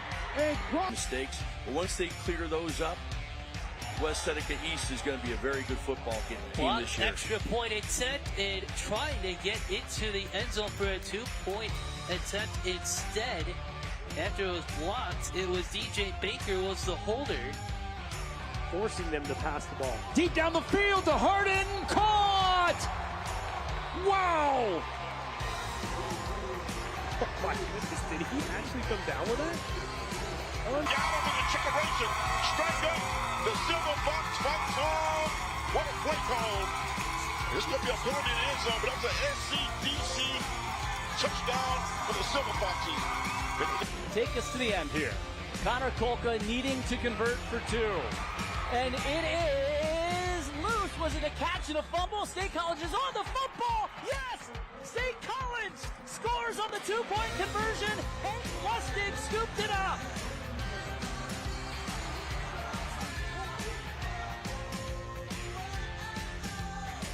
Closed captioning is brought to you by 1 Hour Heating and Air.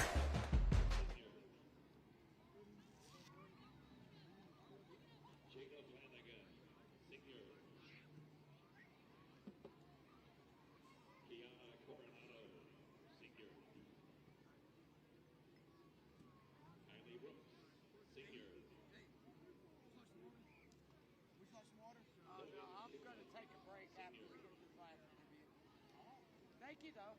Thank you. Sloan Novinger, captain, senior. And Wakely Bush, senior.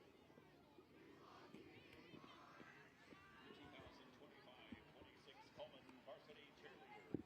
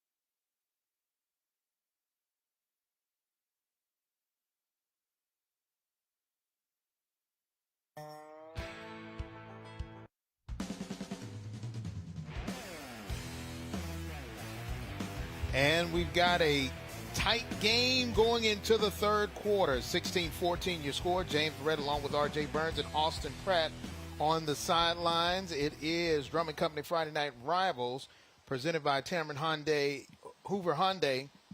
And this is a situation right now, RJ, where if you're Cullman, you got to feel pretty good about yourself. The fact that you're only down by 2 against an undefeated team, you're at home, and you've got an opportunity to really improve upon what you've already done. Cullman, yeah, even though they're down 2 points, they've been playing some great ball tonight. I mean, they're moving the ball on offense, making some stops on defense, and definitely doing good on special team as well. So they're playing pretty good football tonight, and they're just doing everything it takes to be a good football team. Even though they're down by 2, I feel like if they just keep doing the things they're coached to do and being disciplined, this can be a ball game right here. And let's go down to Austin Pratt, who has the Bearcat head coach, Trent Walker. Coach, it's a close game, 1 score. What's the plan moving forward here? We've been in these games 2 weeks in a row. We were close to Mormon Jordan, close to Athens, so it's our time to go get this game. It's not really about adjustments at this point. It's about who's going to finish this. We've come up short. I'm hoping this home crowd and our players have the resolve to go ahead and finish this out. Yeah, we talked before the game about how competitive this specific game is. You got the home environment, maybe a little bit of momentum coming out of halftime. Hopefully this 2-point game, 1 possession score different than the last 2 weeks? Well, we're going to have to, our belief in each other, but we got to stop the quarterback and the running back. We can contain them here, and this kickoff is huge. This third down, this first defensive stop would be huge. And I like where we are offensively. I think they're more tired than we are. We've played more 4-quarter games than they have. I'm seeing their fatigue. Hopefully we can take advantage of it right here.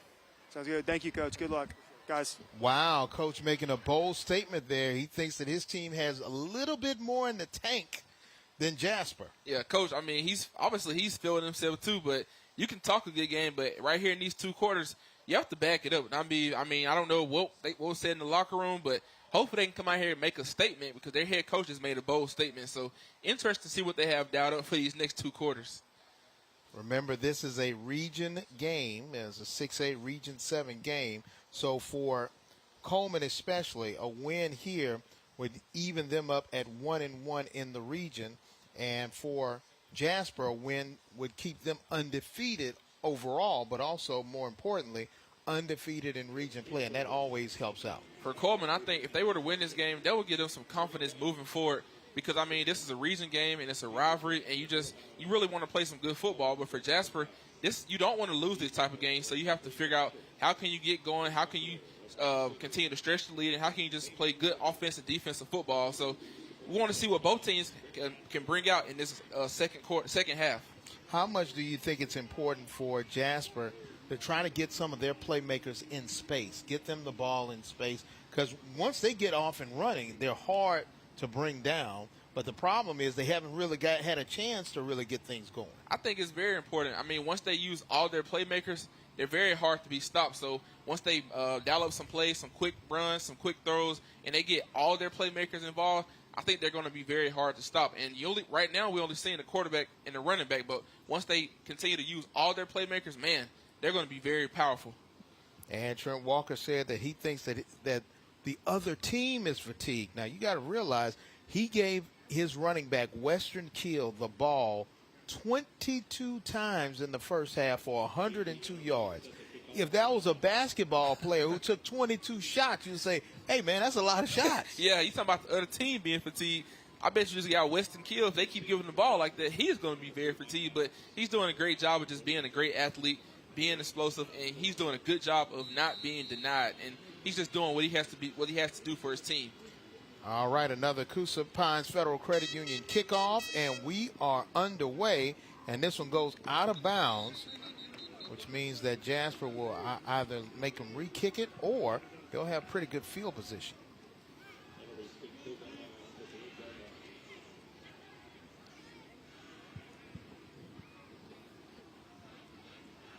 And they're going to put the ball at the 35. And we'll see if the defense for Cullman can hold again like they did in the end of the first half. Yeah, it's very important right here. If your defense, you make a big stop, you make some powerful things happen up front with the defensive lineman, get off offensive lineman, and get off some tackles, and you can see what's going to happen. You see the numbers for Smothers, 6 of 9, 83 yards, and a touchdown. He also had some yards rushing, but not that many. Here we go. Quick pass, reception made. And once again, trying to find that space.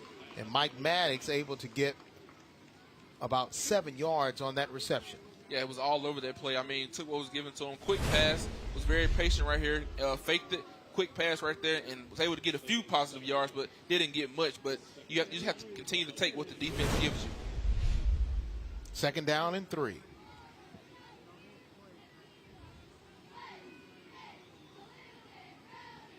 Gives the ball to Pledger. Pledger breaks one tackle, and now he's off to the races. 30, 20, 10, 5, touchdown, Micah Pledger. And just like that, boom, the Vikings bust this game open. They were all over there. I mean, inside zone, and he took off. He got past the first level, got past the second level. Once he got past that second level, he was off to the races, and he's very explosive. If you're Cullman Bearcats, you have to find a way to stop this explosive Jasper offense. 68 yards on that touchdown run, and I think Coach Reeves answered the question. They got a little bit more in the tank. Yeah, they had some juice right there. I mean, they have to continue to keep doing what they're doing, and you see what it results in. Point after attempt now for the Vikings. Oliver Mosley on to do the kick. Kick is up, and it is good. And that lead now expands. 23-14 your score, and look at that run. Nice spin move there, and he is off to the races. Very explosive. I mean, he's very smart. He's very explosive, and once he gets past the first, second level, he's gone. Try to catch me if you can, and right there in that play, they could not catch him, so he took it all the way to the house for a Jasper Vikings touchdown. 23-14, and now it'll be up to the Bearcats to see if they can answer. But Micah Pledger, he had another long run that was called back due to a penalty, but this one sticks. He might have made up for that long run. And very first play of the offensive drive, he took what was given. Well, second play of the offensive drive, he took what was given to him. I mean, he wanted to make a statement, and I think, in my opinion, that was a very bold statement drive right there. He said, man, we're going to come out here and we're going to show them what we can do, and they did it right there on that drive. And let's take a look at our Fortis Institute scoring drive. 2 plays, 65 yards, 58-yard touchdown run for Micah Pledger. And that's our Fortis Institute scoring drive. And now it's time now for our Coosa Pines Federal Credit Union kickoff. And Oliver Mosley will handle the kicking duties. This is a high kick, and it's returnable from the 10-yard line. And look at there, we got some room. Bounces off one, bounces off another. Great run back by Nelson Hollingsworth. He's not the only one that can do it. You know, we already knew that Colby Holt could return some, but yeah, Nelson Hollingsworth's pretty good too. Nelson had to show you, man, I can do the same thing. Very explosive, hit the hole. Bounced off one tackle, tried to bounce off this second one. He kind of low-key did. Then he just kind of fell to the ground right there. But in the kickoff coverage, you have to get down there and cover your lanes. If not, that's going to continue to happen all night. Colt Colvert now and the Bearcat offense looking to see if they can stay in this game.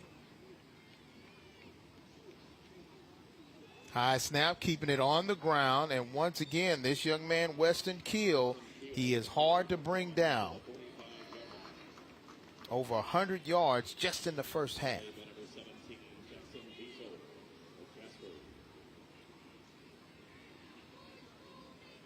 So 5-yard gain now, 2nd down and 5.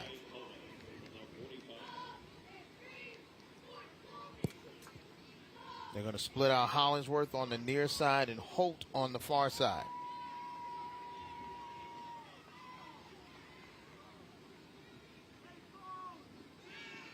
Colvert got plenty of time. He's got to get rid of it, make a decision. He does. Catch is made by Big Lofton. And Lofton able to get enough for the first down in the Viking territory. Brooks Lofton, the big tight end, his 5th reception of the season. He's a big, very big tight end. I mean, the quarterback had all day back there. Little play action pass, got time trying to direct traffic and see what's happening. He hits Lofton right there for a very positive, good throw and good catch. Was able to get like a few yards on that play and a very good pass and catch by the quarterback and his tight end right there. Gets it out to the 42-yard line into Viking territory. Wow, big hit, and it's a tackle for a loss. And that was Memphis Odom. Yeah, Odom met Kill right there in the backfield. Boom, he right there. He tried to go to the inside zone, but they was all over that, and they made a very great tackle by Memphis Odom. And that's another super sophomore that's out here on the field. We just saw one for Cullman make a catch. Now we got one making a play for Jasper. Second down and 10.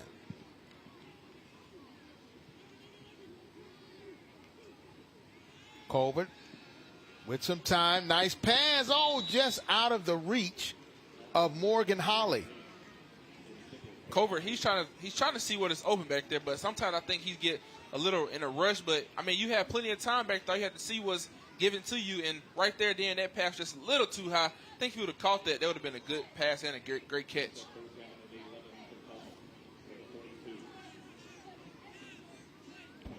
Third down, 11. And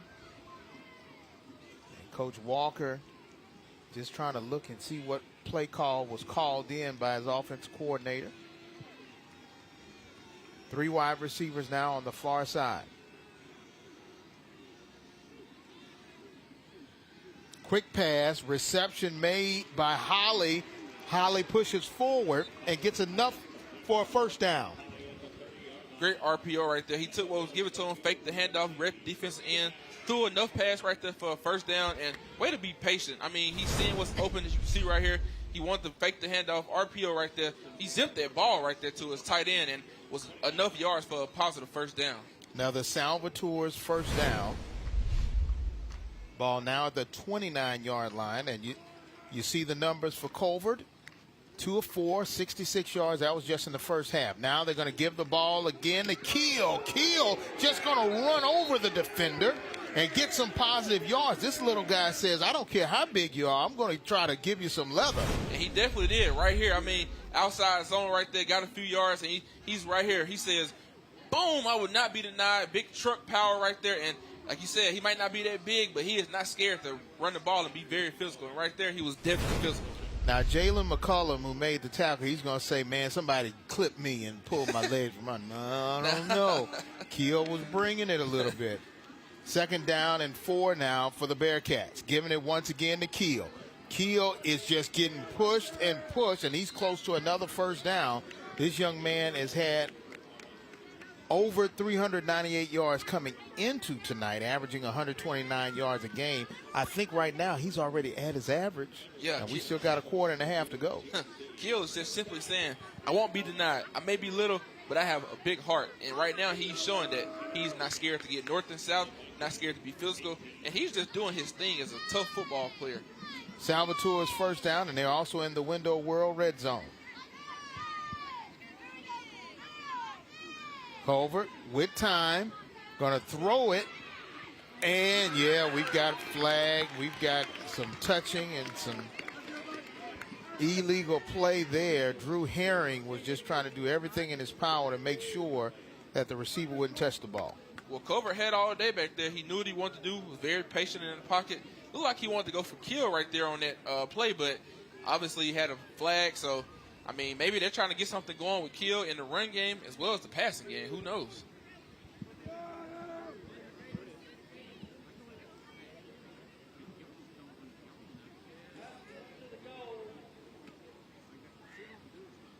So it'll be half distance to the goal. Yeah, a little holding right there. I mean, hands all over him. I mean, God, they're going to call that.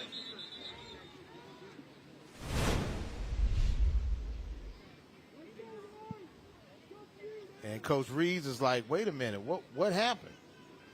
He said, wait. Like, what is the call?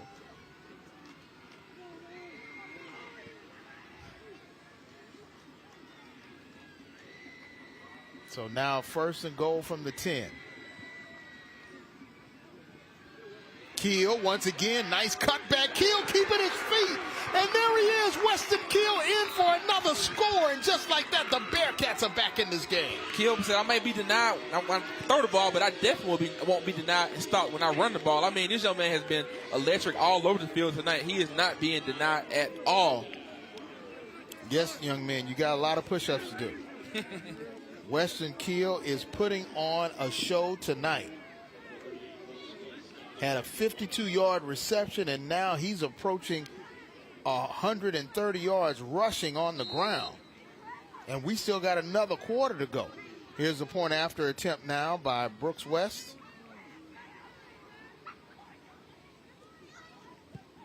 And kick is good. So once again, we're back down to a 2-point game. And the Vikings are still holding on to the lead, but the Bearcats keep on scratching and clawing their way back in. And they're doing it on the legs and shoulders of a young man named Weston Keel. Stay tuned. We'll be right back with kickoff again to see who will come out on top. But this number 2 is giving them the dues, giving them the blues out there.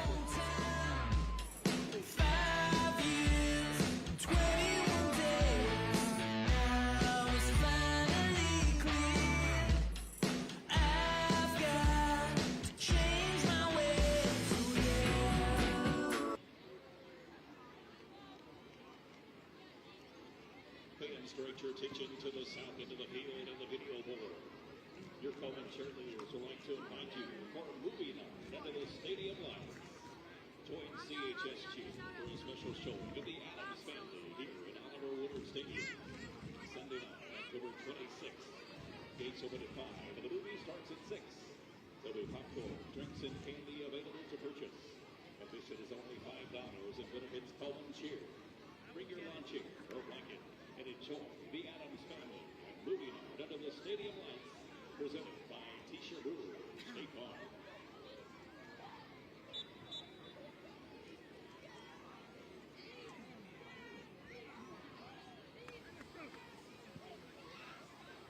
Seems as though 2 points have been the center of attention here tonight in Cullman, Alabama. 2 points separate the Bearcats and the Vikings. But the young man has a lot. You just see the top of his head right there. But number 2, Weston Keel, has been doing it all tonight. He has over 200 yards of total offense, has a 52-yard touchdown reception, and he has 2 touchdown runs. Coosa Pine Federal Credit Union kickoff, and let's see if Jasper can answer the bell. And they're able to get out to the 20-yard line, but not much else, and that was Brody Garrett on the return. So now we'll see if Jasper can answer. We did see that in the first half after they had some mental mistakes that pushed them off. Let's take a look at our Fortis Institute scoring drive for Cullman. It was 9 plays, 60 yards, capped off by Keel's 9-yard tough touchdown run. Ate up 3 minutes and 45 seconds of clock. Fortis Institute scoring drive. So now from the 22-yard line, here comes Jasper. And their signal caller, Lincoln Smothers. He's really been sort of pedestrian so far tonight in the air, only 90 yards passing. Handing it on the ground to Pledger. Pledger already had a long touchdown run, trying to see if he could get another one. He has 6 carries, 123 yards. Yeah, he's being very powerful, too. He won't be stopped. Little inside zone right there. I mean, his offensive line's being very physical up front. Took the handoff, great clean handoff, great pocket. Took what was given to him. He got like 5 or 6 yards in that play, but for the great running back, that's all you need. And eventually you'll mark your way down to the end zone. And looks like we got a player down, Keith Parker. Looks like he's not feeling himself, and he's on the ground, but he did turn over on his own power. And he looks like he's in some type of pain, maybe a cramp, not sure. But the trainers are out there just to look and see. Whatever it is, he can't move. He says, look, man, y'all touch it. I'm not going to touch it. It's a big fella, too. So hopefully it is just a cramp on a play like that. He's in a lot of pain, whatever he's dealing with. 7:03 left here in the third quarter. Cullman came out and answered the bell, and here comes Mr. Parker. Good to see him back up. And it's good to see that he's moving on his own. Now, he's got those 2 braces. I remember, you played at Alabama. I know Nick Saban used to be a huge proponent, especially during training camp. he wanted his offensive lineman to wear those braces, correct? I think those knee braces are very important. I mean, it prevents injuries, but it also has protections. You see, because most offensive linemen, sometimes they can get cut by defensive linemen or the other way around. So I think those knee braces they have, and I think all high school players should wear. I mean, I know in college it's mandatory for offensive linemen, but it wouldn't hurt for high school players to have those on as well. Now, I'm old school. I remember when they used to squeak. Do they still squeak a little? Well, they squeak sometimes and they get rusty, but the new ones don't. Okay. I remember some, guy on our team, like Tin Man, he was putting oil on his. It squeaks too much. All right, 4 wide receiver set. Here we go. Smothers, he's going to throw it long, and once again trying to find his guy, Brody Garrett, but it was incomplete. Overthrown, but one thing I can say about the quarterback, Lincoln Smothers, he's very patient in the pocket. I mean, the ball was right there. He just slightly overthrew him. So next time, just want to be aware of how far you throw the ball when you're trying to just be patient in the backfield. Well, it always helps to have a brother who played college football, finished up at Jacksonville State, his brother, who is on staff, Logan Smothers, and he's trying to, give some tutoring to his younger brother. So he may have told him, man, you got to be patient. All right, 3rd down. Pledger in the backfield along with Smothers. Nice throw, and in and out of the hands of the intended receiver, and that'll bring up a 4th down situation, and pretty good coverage there by Keaton Dye for Cullman. Very patient. I mean, he took it right there, but just quite wasn't right there. That was some great coverage right there. I mean, great defensive effort, and, I mean, that's what you want to see in a great DB in Camden I. Great series. So now 4th down. Oliver Mosley, the punter, has come out onto the field. Got 10 seconds left on the play clock, so they may be trying to hurry up in a hurry or take the penalty so they can get possibly kick it deeper. And they look like they're going to take the penalty and drop them back 5.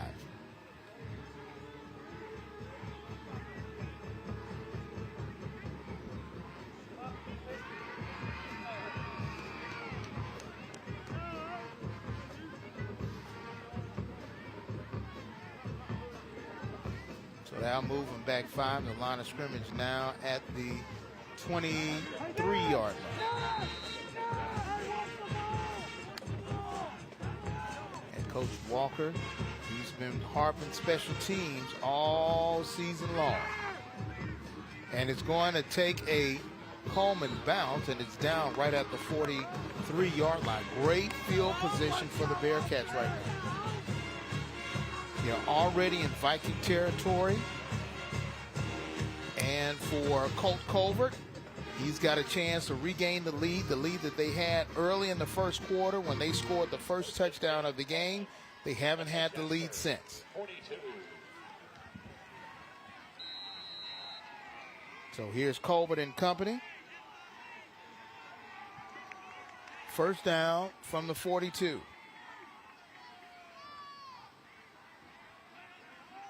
Brooks and Holly make the shift. And here comes Keel once again.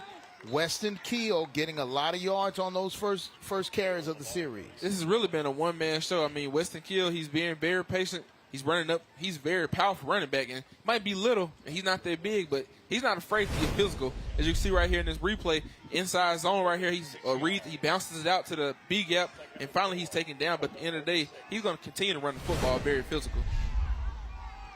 6-yard gain, 2nd and 4.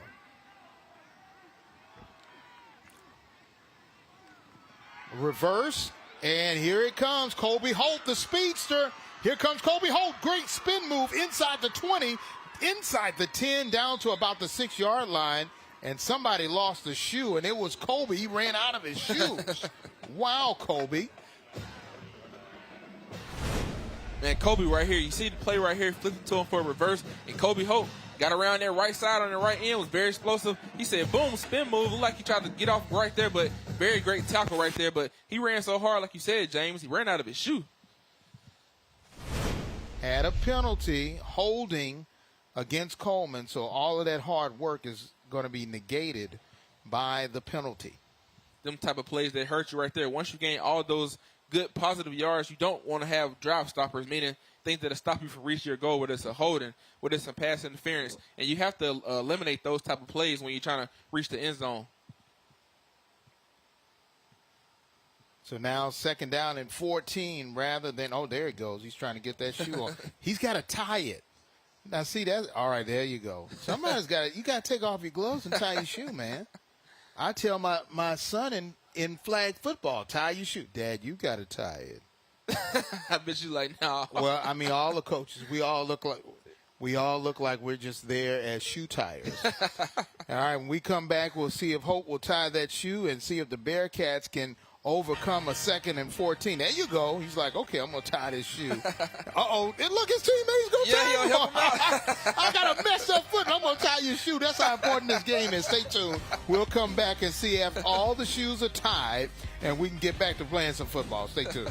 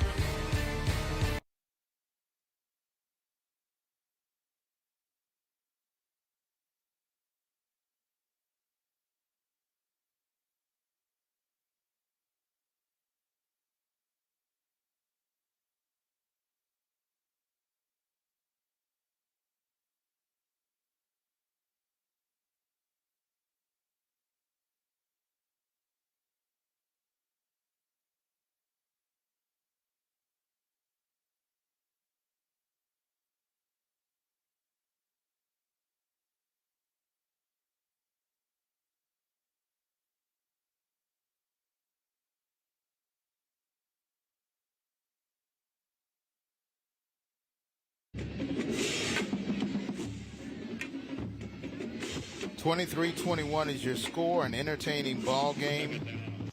And Cullman on the march, but they have to overcome some penalties that have pushed them back at 2nd and 14 now from the Vikings 46-yard line. Keeping it on the ground, and this time they go nowhere fast. Jonah McKinney and others right there to make the tackle for the Vikings of Jasper. Jonah McKinney blew that up, was very patient, shot through the gap, and basically denied running back right there. He denied him, and he let him get no type of yards, and that's a very smart play by the defensive front. 5 minutes left here in the 3rd quarter. The ground game has been spectacular for Cullman. Weston Keel already has 133 yards rushing, and he's looking for more. Culvert with time, plenty of time. Reception made to Colby Holt. Colby Holt keeps his feet, and he got away, but then looks like somebody reeled him back in, like somebody on Smith Lake right here in Cullman. Yeah, he didn't get very far. I mean, he looked like he wanted to get out of there and make a few moves, but see right here, Colbert was very patient right here. No pressure in the pocket. Made the throw and very great catch by the receiver. And right here, he didn't get far. He wanted to get some more, but, man, they got their foot tackle right there, and he was able to get any more yards. And that was Jackson Bajoli making that good first down save and tackle as Holt will go to the side. It is a punting situation.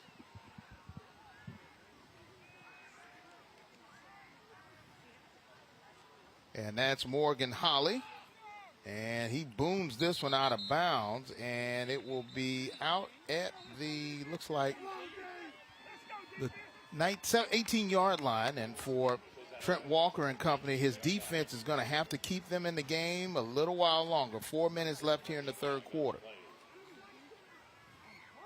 But it looks like we may have a flag. Let's see what the flag is.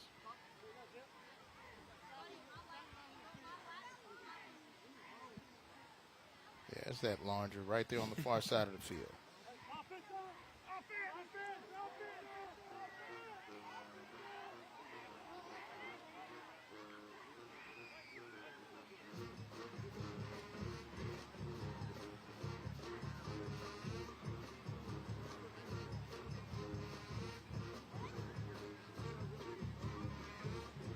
So it was a sideline violation.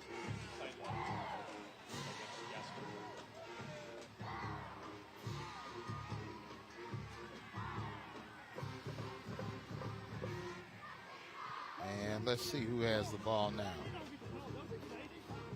The ball will be looks like at the 10-yard line, and it will be Vikings football. You see Coach Reeves there, and you see Coach Walker. He's just trying to say, oh, wait a minute, what happened? Oh, I'm on TV? Yes, I am. Yes, you are on TV. Everybody getting their sideline. Now, were you ever a get-back coach during the game? No, I was never a get-back coach. Okay. I know you did a lot of things at Alabama, but, some people are get-back coaches. I think the people who get paid the big bucks, they probably did. Oh, you get paid big bucks? No, I wasn't. No, I was just. I need to be a get-back coach then. They're paying big dollars. Here we go, keeping it on the ground. And that was Zion Koger. He's had a few carries tonight.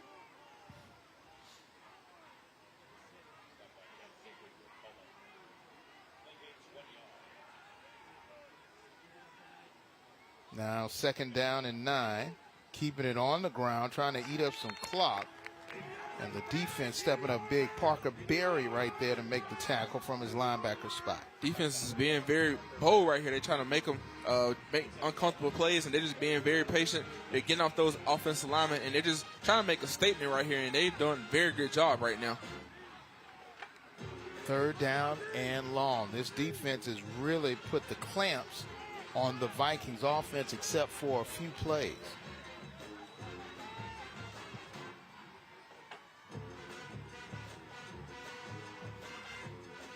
Smothers with time, throws, and incomplete. Had 2 receivers in the area, just overthrew both of them.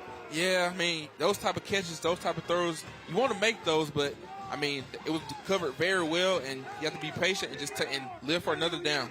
And the defense for the Bearcats once again step up big, force a 3 and out, and they'll be giving the ball back to their offense with hopefully pretty good field position. And for Cullman, they're doing everything in their power to see if they can walk away with their first win of the season under first-year head coach Trent Walker.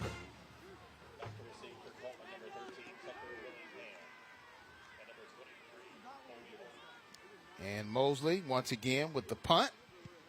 And this is a high but short punt. And Nick Holt's going to take it and going to see what he can do with it. Good job by the special teamers for Jasper. Grant Bailey able to wrap him up immediately after he caught the ball and bring him down. Big fella on that tackle right there. He got down there and he made a play. He said, maybe big, but I can make a good play right there. And that's the type of play you need right there. So once again, Trent Walker and his Bearcats have good field position. The ball now at the 31-yard line. His defense has been so good, they've been able to move the offense up about 15 yards from the start of their last possession. Yeah, and they're being very bold. They're being very coachable right now, and this is a very competitive game, and you can see right here what's taking place. Holly in motion. Give it to Keel. Here comes Keel. Nice spin move, but he can't get out of the arms of Jalen McCullum. And he says, you can spin, but I'm just going to grab you and make sure you don't go anywhere. And when you got a little running back like that, it's only certain people who can keep their equilibrium even and stay and break down to make the tackles. You can't just go in because you'll overrun them. Yeah, you definitely will. You don't want to over-pursue, but if you make the right pursuit, make the right angles, you're going to make that tackle. 2nd down and 7.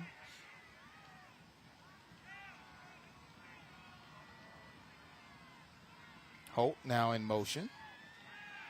Colvert looking to pass. Finds his big tight end. Here comes Lofton. And Lofton, I mean, he is huge.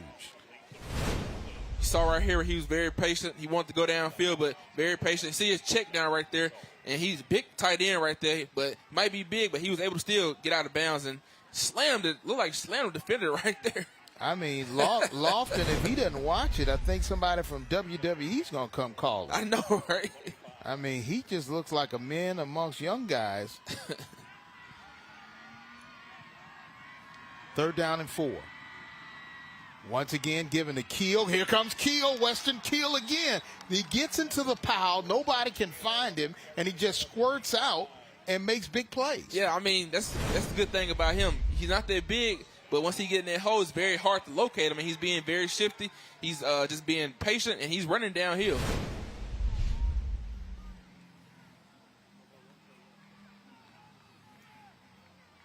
First down again, and now we're in the Window World red zone for Cullman. Give it to Keel again. He's going to try to find some room. He does inside the 10, spins his way inside the 5, down to about the 4-yard line. And now he's really in the groove. He's feeling it. He's definitely feeling it. But you hate to see those type plays where it looked like it was a flag, maybe could have been a holding or a block in the back. But you don't want to have those plays with the type of drive once you get positive yards like this. Because right now, he's in the groove, and he's definitely feeling himself. The hold. So that'll move him back 10. Negates the run. So now it'll be 1st and 20 from the 25-yard line. See right here, the hole right there to him down to the ground. But oh, yeah, look at that. He's just stretching that jersey all out.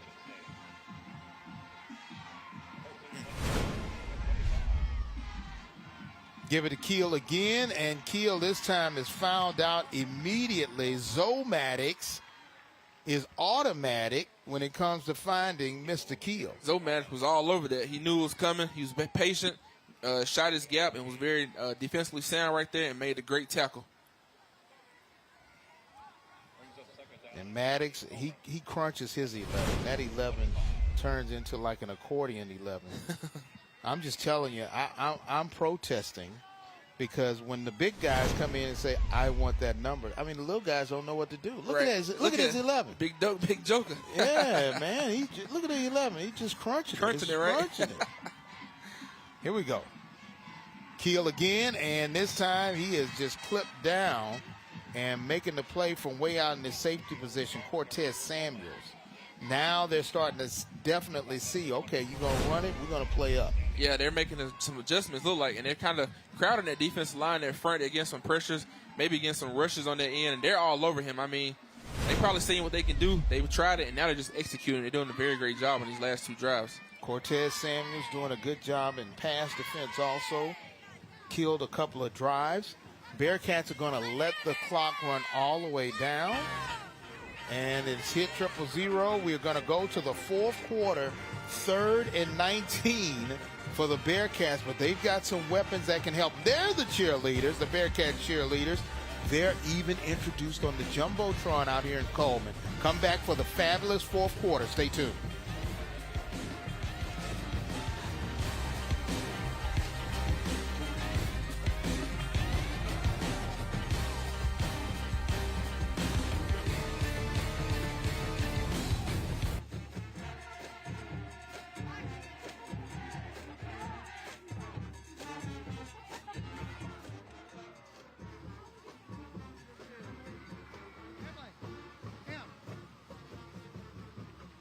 Yes.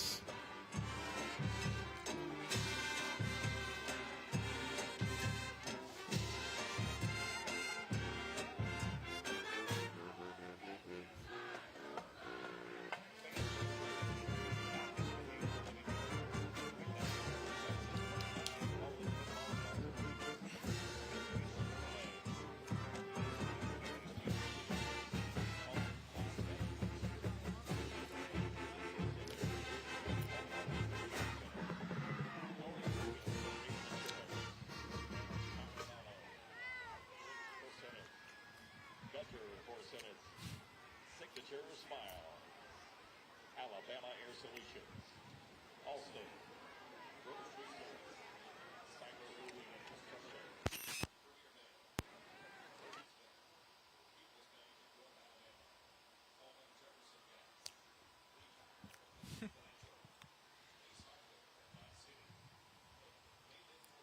Got you.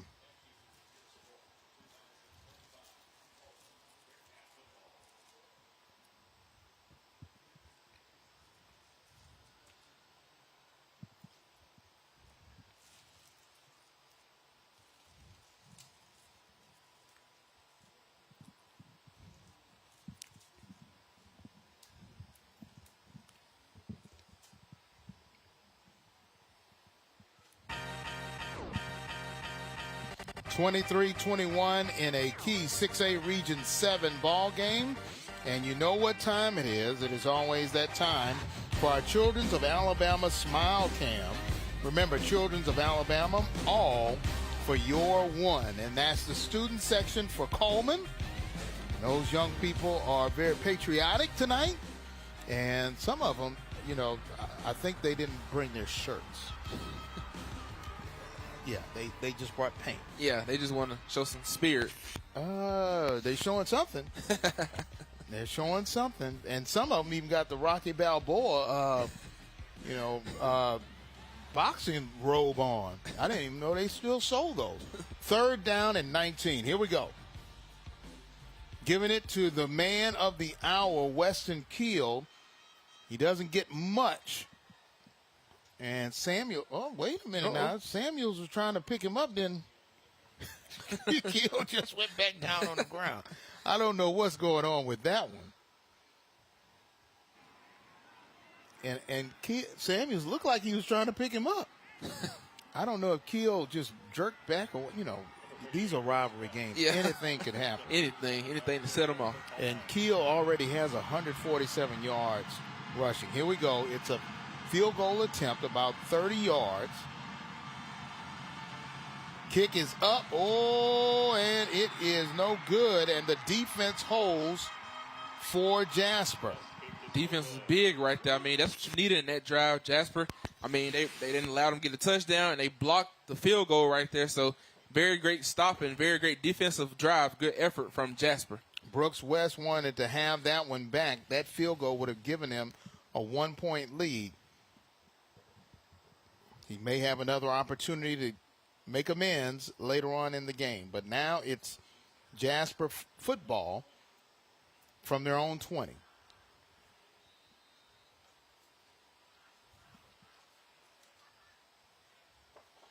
And the Jasper faithful are right out there, and they're cheering on their team.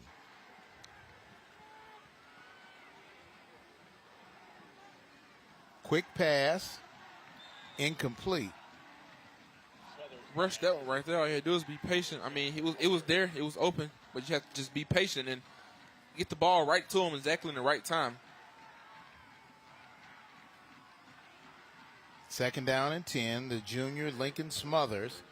He is dangerous with his legs and also his arms.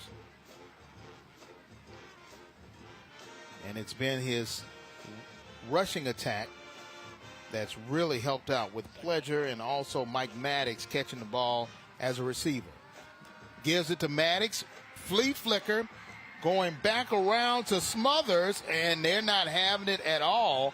Another big play by the defense, stepping up big to make a play is Cooper McSwain. Cooper McSwain was all over there. I mean, he looked for the reverse. He saw it, but once he saw it, he said, I'm not going to have it. He made the very good hit right there, and that's what you want to see in a great defensive effort that you just saw. And there is a flag also. Let's take another look. That's a flea flicker right there, almost a double reverse, and boom, just hit him right there on the shoulder and brought him down. Straight denied right there. He said, you're not going anywhere.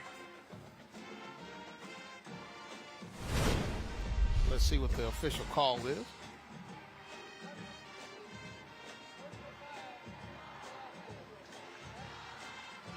And those unforced errors, and that's what Coach Reeves doesn't want to see.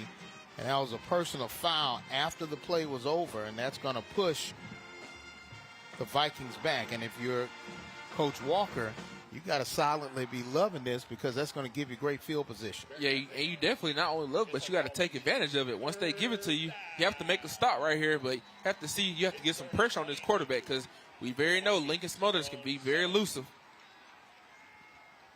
3rd down and 22. Pledger now is split out, 5 wide. Smothers looking, can't find anybody, and the defense is going to get him. Oh, that could be intentional grounding. Well, they say there was a receiver in the area. Oh, there's the flag.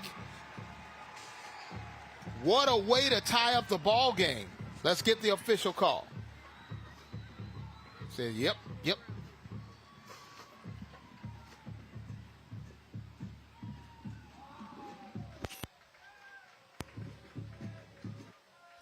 And it results in a safety. The defense for the Bearcats step up. Let's look at it again. Defense stepped up huge right here. They had time, but he tried to look downfield. They said, They was all over there. He tried to throw it away, but at the end of the day, they just took him down, and that was a very bold, big step-up play by the Cullman Bearcats defense. And that was Jake Cabri and also Max Dial, that defensive front, playing big, and Lincoln Smothers got to go back to the drawing board. Now they've got to free kick it to give it back to Cullman. Yeah, Cullman, I mean, you just got to take advantage right here. You got to try to get a good drive right here offensively, possibly keep it on the ground, and go back to Keelan. You're doing some great offensive things, and you just got to keep doing what you're coached to do, and maybe you can try to find the end zone right here. Wow, look at that technology. Wow. High school football has definitely made a jump, huh? Well, I'm just waiting for the college and the pros to use a monitor that big on the sideline. Right. I think some coaches may break one if it's that big. I think that's why the pros don't have it. You have players. They break enough iPads. There you go. And there they go. I mean, you can immediately look at it, and they can go right there. And there's the coach really giving them some positive reinforcement, saying that's what we want to do. See, we don't do that at flag football. We're not there yet. Not yet. Oliver Mosley now for the free kick.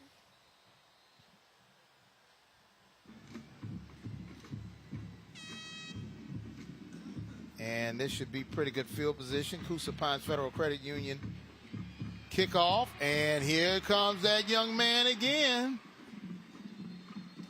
Colby Holt, he gets out of bounds. He hasn't broken one yet, but he's had 2 touchdowns. Kickoff return for touchdowns. It's very important you find Colby Holt, because if you don't, he might sneak away from you, and way to get down there and cover him on that free kick. 10:23 left here in regulation. We're all tied up after Cullman Bearcats defense was able to get a safety off of Coach Reeves' Viking team because of an intentional grounding, which the pass came out of the end zone. Here we go. Keeping it on the ground once again is Weston Keel. Keel now over 150 yards rushing. And he doesn't seem to be tired at all. No, he just wants to, hey, man, I'm going to do what I can for my team. If I got to get a lot of carries, which he already has, he's going to continue to do it. He just wants to find a way to win the game. And Coach Walker definitely wants to try to find a way to win game number 1 in his tenure at Cullman. Keel keeping it on the ground, and he once again gets close to a first down. Josh Harrell to make the tackle along with a couple of other guys. Keel right there in the inside zone. I mean, he just following his blockers up front, and they're doing a very great job of making some room for him, and he's taking advantage of it, as he has been doing all night. 3rd down and 1.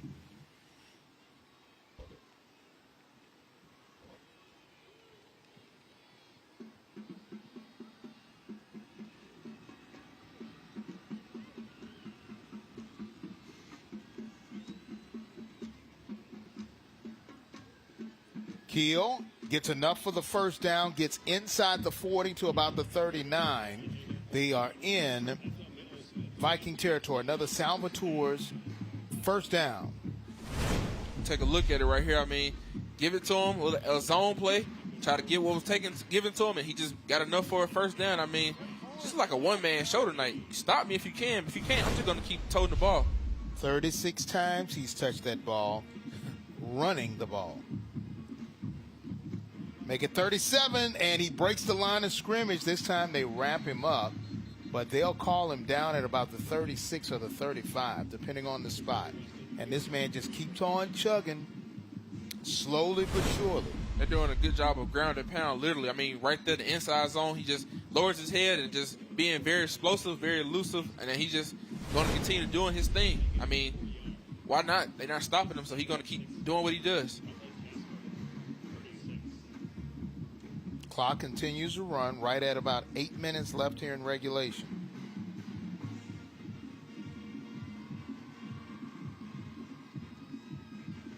Keeping it on the ground. Here comes Keel. He breaks the line of scrimmage. He breaks 2 tackles. And finally, it takes 3 people to bring him down. He gets another for first down.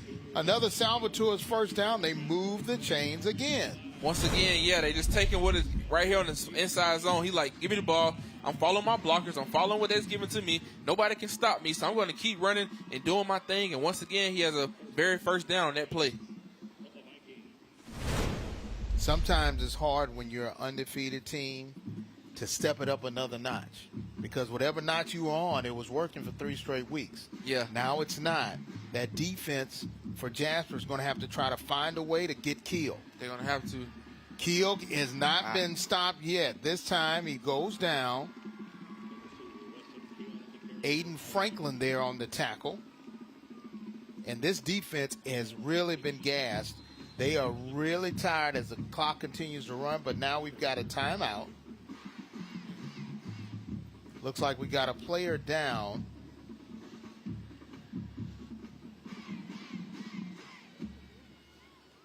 And that looks like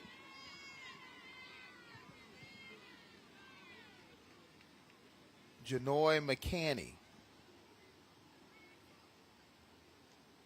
Looks like he's down. Now, this may be injury, may be fatigue. You never can tell. Definitely never can. It's one of the things where you hope, you hope everything is okay, but you definitely don't want to fake an injury to slow the game down. But in today's game, that happens a lot. It's very common. Well, you know what? I don't know if you're faking an injury. If you're tired. Yeah. And you're like, I want to get up, but my body won't let me get up. Okay, now I'm up. Oh, like he's running off the field as well. Right. Well, you know, everybody's getting some water. Yeah. It's a little humid out there. And they've been on defense a long time. A long time. A long time. Long time.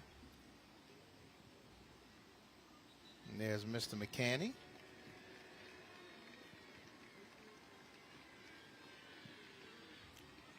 So now 2nd down and about 6 yards to go for the first. And this Bearcat offensive front is playing some inspired football. If they score here, they'll take the lead. First time they've taken the lead since the start of the game when they scored the first touchdown. Here comes Colbert. Got Lofton and Holly in at tight end and at H-back. Going to try a reverse, gives it to Colby Holt. Colby Holt has some room to run. Here comes Holt into the end zone. Touchdown, Colby Holt, and the Bearcats have the lead again. And there's a flag thrown. Wow. Uh-oh. We got a flag. I hope Colby didn't say anything. Because he just ran right by the official, and the official just flipped the flag up.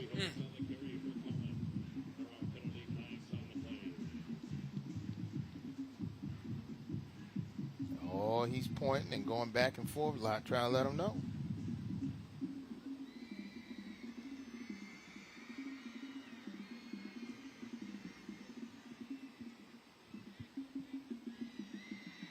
Coach Reeves.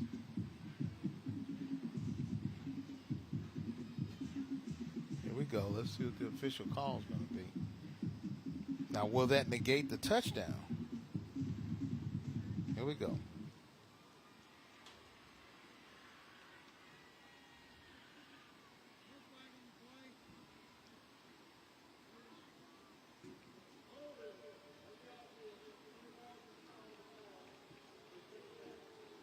Ah, it was holding.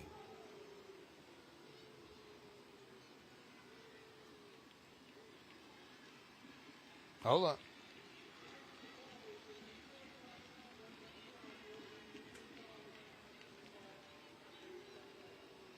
So it was a hold and an unsportsmanlike. Oh, man, this is double trouble if you're a Bearcat fan. You definitely don't want to see those type of plays. I mean, you have the momentum going. You almost finna score it. Well, you did score a touchdown, but then it gets called back. You see right here, man, big powerful hold right there. But he was coming. Right. Yeah, look at that hold. Took him all the way down to the ground right there. And those type of plays you just can't have in a very explosive play like that. Yep, there's the flag right there. So for Coach Reeves and the Vikings, The reprieve is you get another chance to try to stop the Bearcats. Like they were getting the momentum going as well. Then you have 2 flags like that. You don't want to have that in a big drive like that.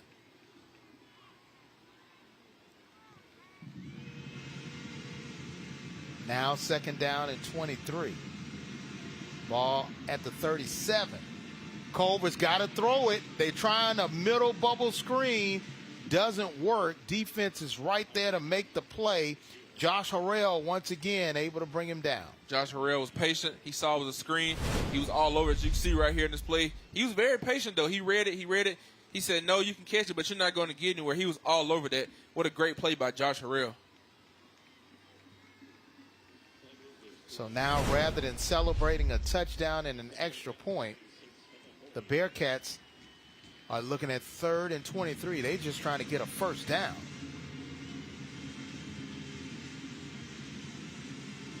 Here comes Keel. Keel's trying to make up for the loss of the yardage. And this time he's held up, but they may have a flag. And now we got some pushing and shoving going on. And it may be a face mask.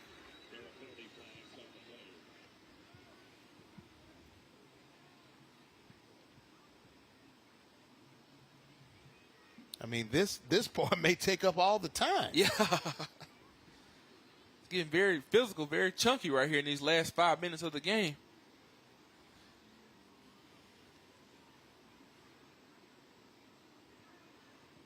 So now they're trying to figure out the spot of the ball and where they're going to step off the yardage from what point. Here we go. Face man.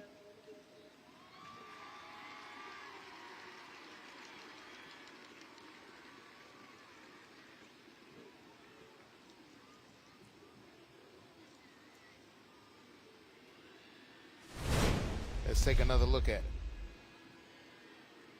Yeah, he got him right there.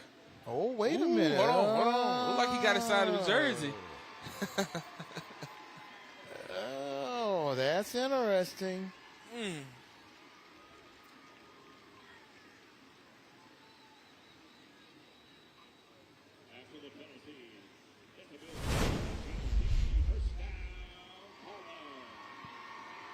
And we had a lot of things transpire, but now it's 1st and goal from the 10.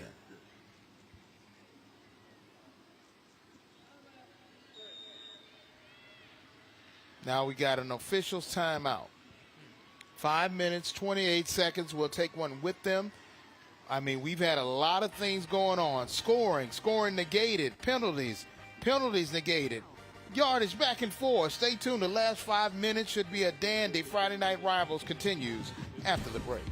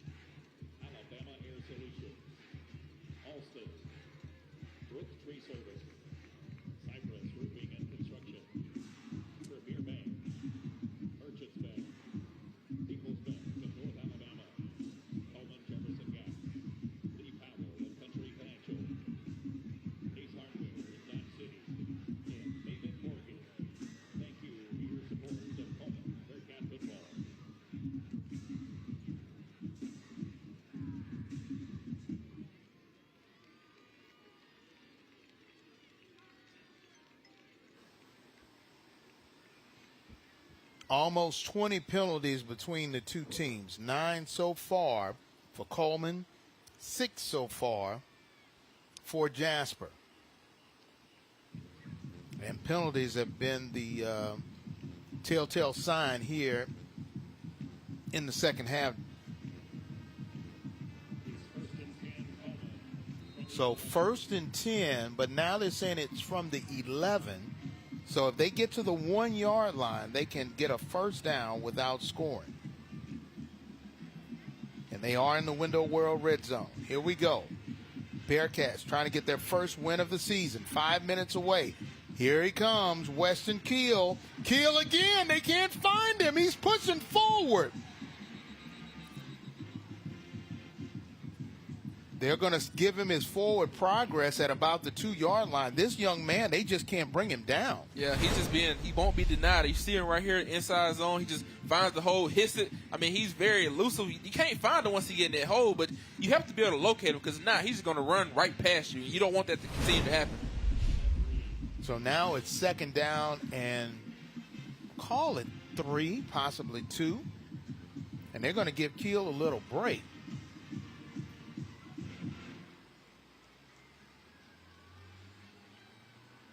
Going to direct snap it to Cabry. Cabry just came in playing big man football. Agent Zero, Big Jack. There's Big Jack. So now 3rd and a few inches, so they can get a first down without scoring. They got Big Jack right there. They jumbo package. Big Jack. Oh, Big Jack's rolling and polling. I think he may have enough for the first, but not the score. And the clock continues to run. We're less than 4 minutes left in regulation. What a ball game tonight. Big Jack is just doing what he's doing. I mean, he's just trying to get enough positive yards to get the first down, and he's just being unstoppable. Now, it depends on the spot. They may have to measure to see if they're close enough to the first down. Let's see. Oh, they're right there on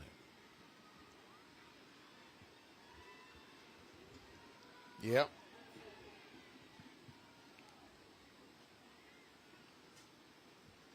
They're going to bring it out to measure.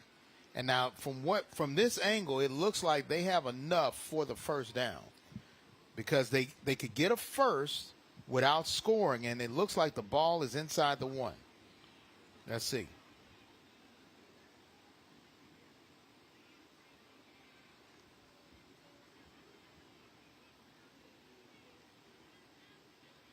Oh, yeah.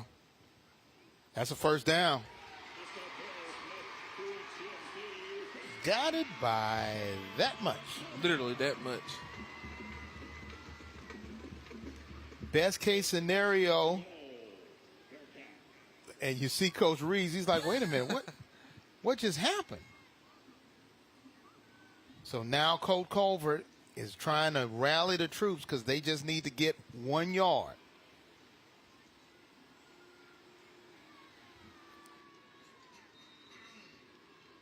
In the Window World red zone, 1st and goal from inside the 1.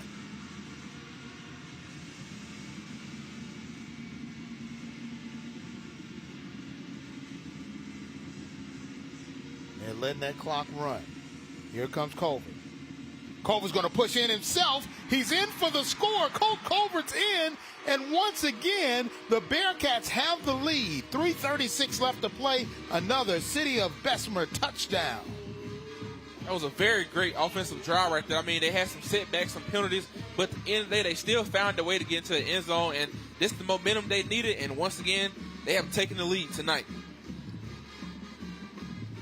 And Big Jack Cabri was right there to do the, what they call it, tush push? Yeah, tush push. Tush push? I don't know in high school. Tush push. Brooks West with the point after attempt. And the kick is up, and it's no good. It's no good. It's a 6-point game. We'll take a break. We come back. The last 3 minutes and 36 seconds should be outstanding. Can the Vikings offense overcome a Bearcat defense that's been lights out here in the 4th quarter? Stay tuned.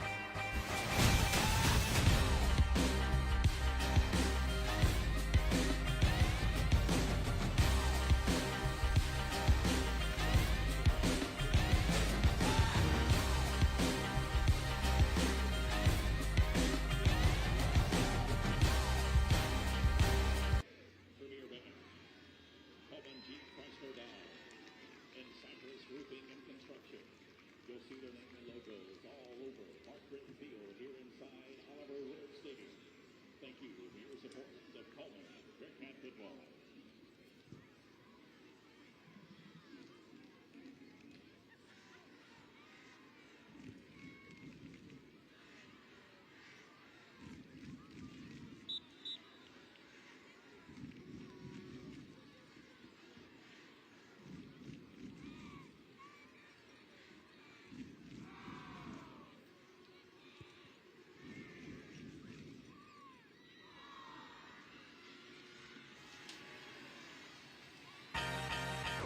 Bearcats have clawed their way back 29-26 in this key 6A Region 4 matchup. And it's time for the Children of Alabama Smile Cam. You're never too old to get on Smile Cam. Look, that lady right there, she's covering her face like, I'm smiling in secret. And the other guy, he's just like, I'm smiling. The other guy, I'm not smiling. I don't know what you're talking about. I was not smiling at her. I don't know what you were talking about.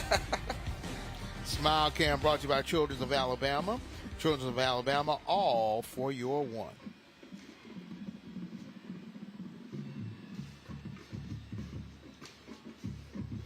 And now our Coosa Pines Federal Credit Union kickoff.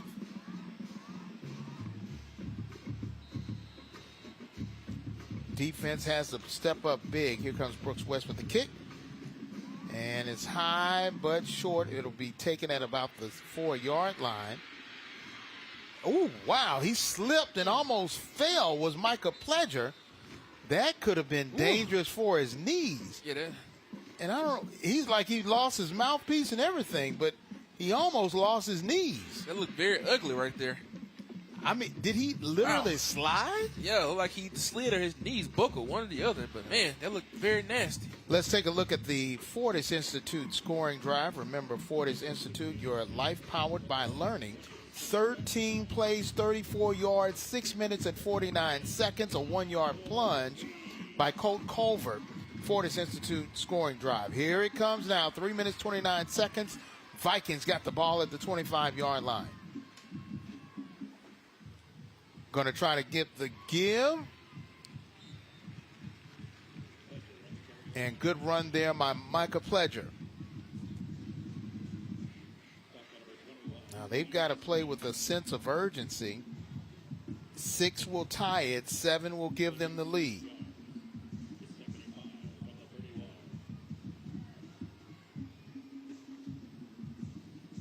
Pledger again on the run. Has some room to run. Here comes Micah Pledger. And they may be calling a flag on that one. Pledger's looking for a flag. They may have had a hold there on the outside. Yeah, Pledger's was shifty. I mean, you saw a double trap play right there. He got bounced to the outside, got a few more positive yards. But a looser player like him, you have to know where he's at all times. Inside the Bearcat zone at the 47-yard line on their side of the field. Here we go, giving it keeping it. It's Smothers. Smothers breaks one tackle, and then he's upended, stays in bounds. The clock continues to run. Less than 3 minutes remaining in regulation. Smothers right there on the quarterback keeper. Didn't get many yards.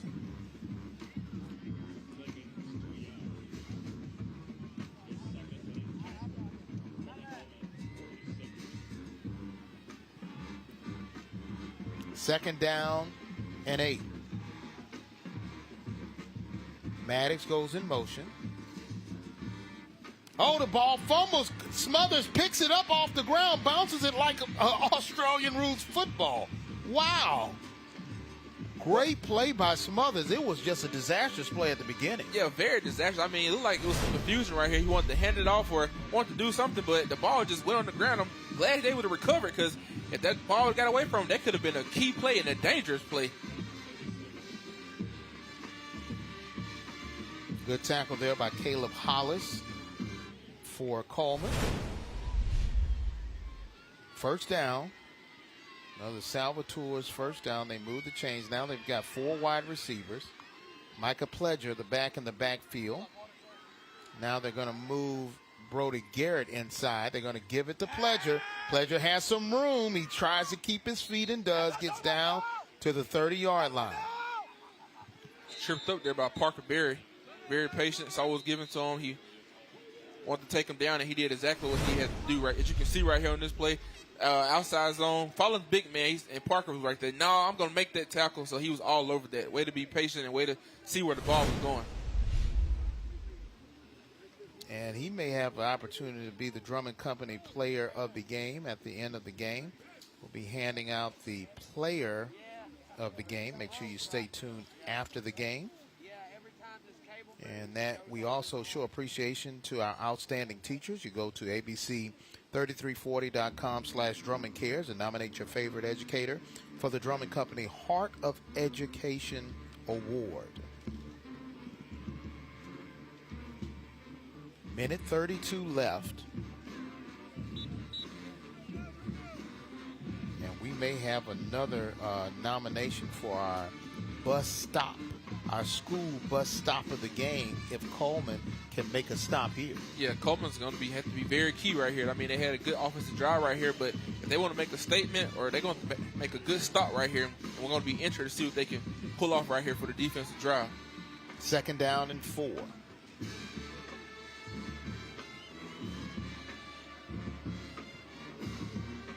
Give to Smother. Check that Pledger. And Pledger goes inside the 30 down to about the 22. Clock continues to run.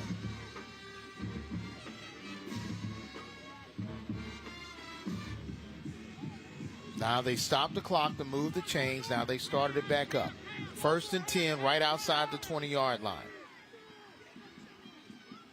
Give to Pledger again. No, it's Smothers on the keeper. Here comes Lincoln Smothers. And he's brought down before he can get a first down. Clock continues to run. Yeah, he pulled it out like a magician. Yeah, Smothers right there on the quarterback keeper. Pulled that thing, but he tried to fight for more yards, but they were all over that. Less than a minute. Clock continues to run. 2-minute offense here for the Vikings. And now we've got a timeout call with 37.6 seconds left. Looks like timeout was called by Cullman. Coach Walker did not like the defensive alignment, so I think he called a timeout. And you see Coach Reeves right there trying to fire up his team.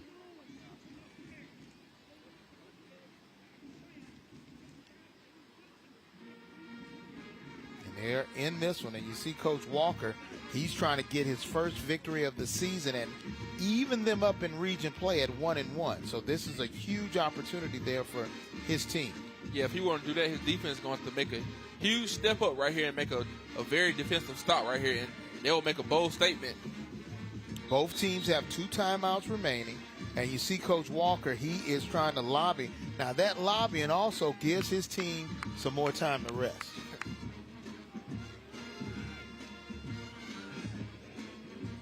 All right, 2nd down and 3. Ball at the 15-yard line. We're inside the Window World red zone. Pledger in the backfield along with Smothers. Oh, he loses a football. It was a low snap, and Smothers has to fall on it. And now they lose yardage, but the clock continues to run. Yeah, very good. I mean, what a good snap, but I'm glad Smothers fell on it, and he just did what a great quarterback did. Just fall on the ball. Don't try to make nothing out of it. Just fall on it and get on it as soon as you can. Low snap, a little bit to the left, but he tried to just want to get on it, and that was a great way to get on the ball and just cover it up before something negative turned into something bad, worse. All right, you see Coach pat on the head of Robert Hamilton, and he definitely is feeling that one. He really didn't want to give that low snap.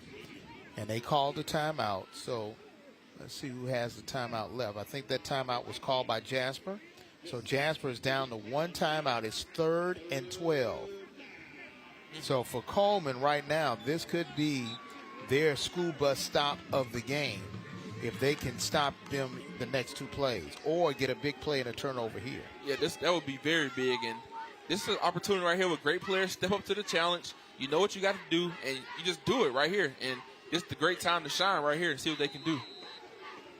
Ball now at the 24-yard line.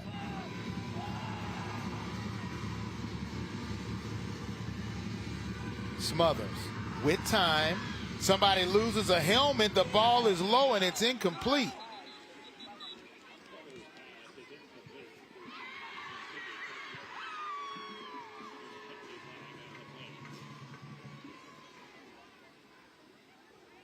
So that may be illegal hands to the face. Yeah, which would be very big right here. That would get them some positive yards on the flag. But you can't have those type of plays. When it comes down to crunch time, you got to be very smart.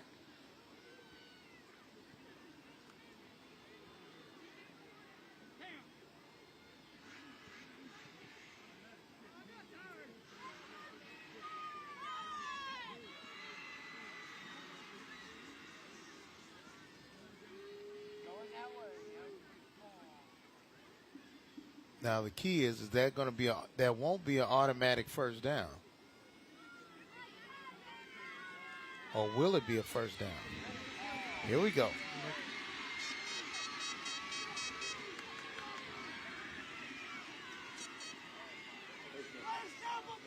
Automatic first down, half the distance to the goal.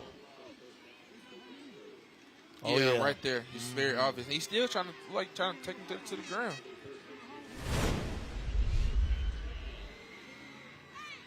26.6 seconds left.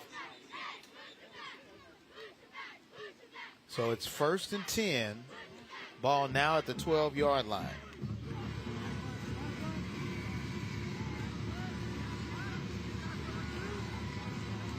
Fans in the background, standing room only around that outer fence near the track. Nobody's really left because this game is going down to the wire. Thank all the people who joined us on My 68 who made it home from their other game, and they're tuning in like, what's going on here? Well, Cullman, if they can get a stop, will get their first victory of the year, and for the Vikings, it'll be their first loss. But the Vikings now on the move, illegal hands to the face, kept their drive alive. Now they've got 1st and 10 from the 12.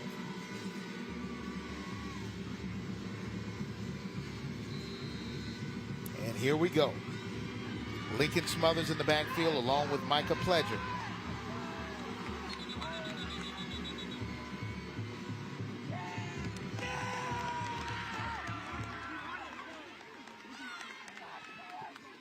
And Reeves, Coach Reeves is like, wait a minute, what happened?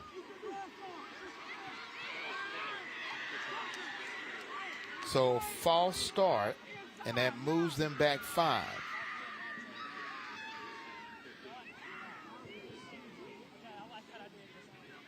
Now, I didn't see where the false start came from, but I think Coach Walker was really looking at it, and he was pointing it out to the referee. Here we go, 2nd and 15.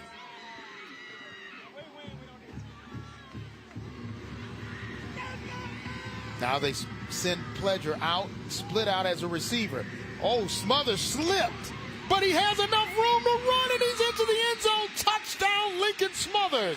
Another City of Bessemer touchdown, and just like that, another 17-yard run by the quarterback. Outstanding.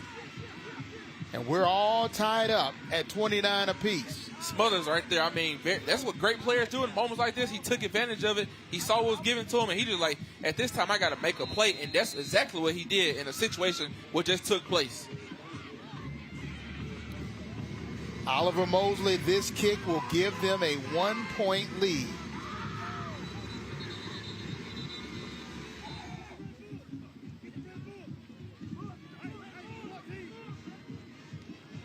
Timeout is called by Cullman. Now, both teams have one timeout. Now, for the fans at home, just to give you context on what's happening right here, for the Vikings, this kick will give them the 1-point lead, but they'll have to kick it off. This is where it'll get interesting. If they try to squib it or kick it away, it will give Cullman great field position. If they kick it deep, they're going to be kicking it to one of the most dangerous return men in the state this year in Kobe Holt, who already has 2 touchdowns on kick returns. if they get a block here, we could possibly be going into overtime. So we got a lot of scenarios going on, RJ. A lot of scenarios. I mean, if you just have to be patient and know what's going on, you have to be aware of the situation. But right now, we just have to see if they can make this field goal to make it a 1-point game. If not, we're definitely going to have a ball game here. All right, Mosley now for the point after attempt and to give the Vikings the lead. Smothers with the hold. And here we go. And the kick is good. Being down by 6. Vikings come back, and on the legs of Oliver Mosley, they're able to get a 1-point lead with 20.5 seconds left. Not bad for a freshman kicker. A freshman kicker definitely stepped up right there. He was a freshman, but that's going to be a very big play right there. And he just stepped up right then, took advantage of it. He said, I'm not going to shy away from the big moment. And he made a field goal, an extra point. And Lincoln Smothers slipped, but he still kept his feet just long enough to get into the end zone. And there's the kick for the point after.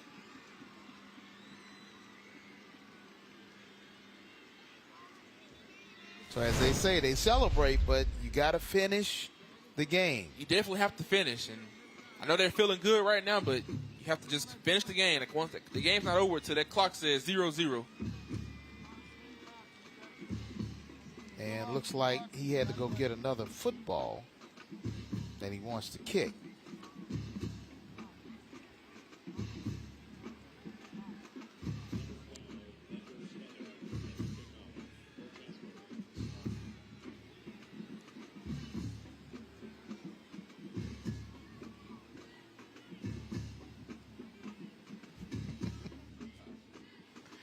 And here's our Coosa Pines Federal Credit Union kickoff.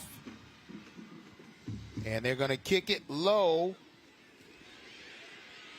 And here he comes, Kobe Holt. And Holt is brought down.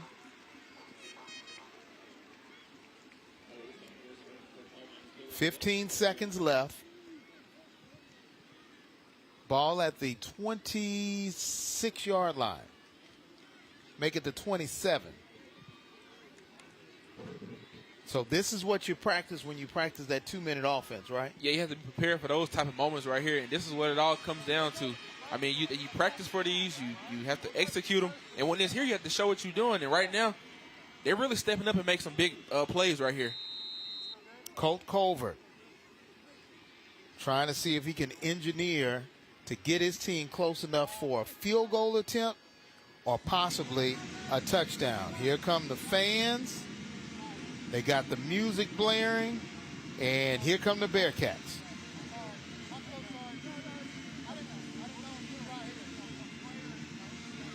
Quick pass. Oh, and he tries to flip it. The ball is loose.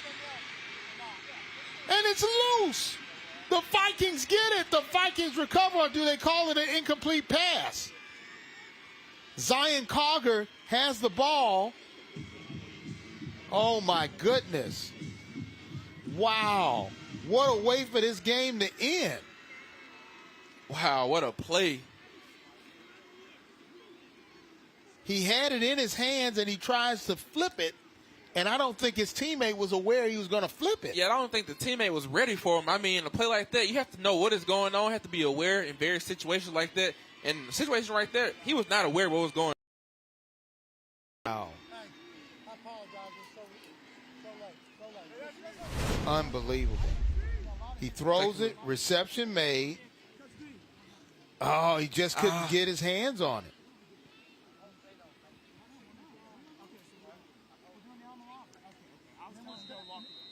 Holt just went right by the ball. He was trying to flip it to Holt. Just couldn't do it. Wow. Victory formation for Lincoln Smothers and the Vikings as the clock hits 00. And for Coach Reeves and the Vikings, they escape Cullman with the second year in a row, a 1-point victory. 30-29 is your final score, but for Cullman Bearcats, they may be the best.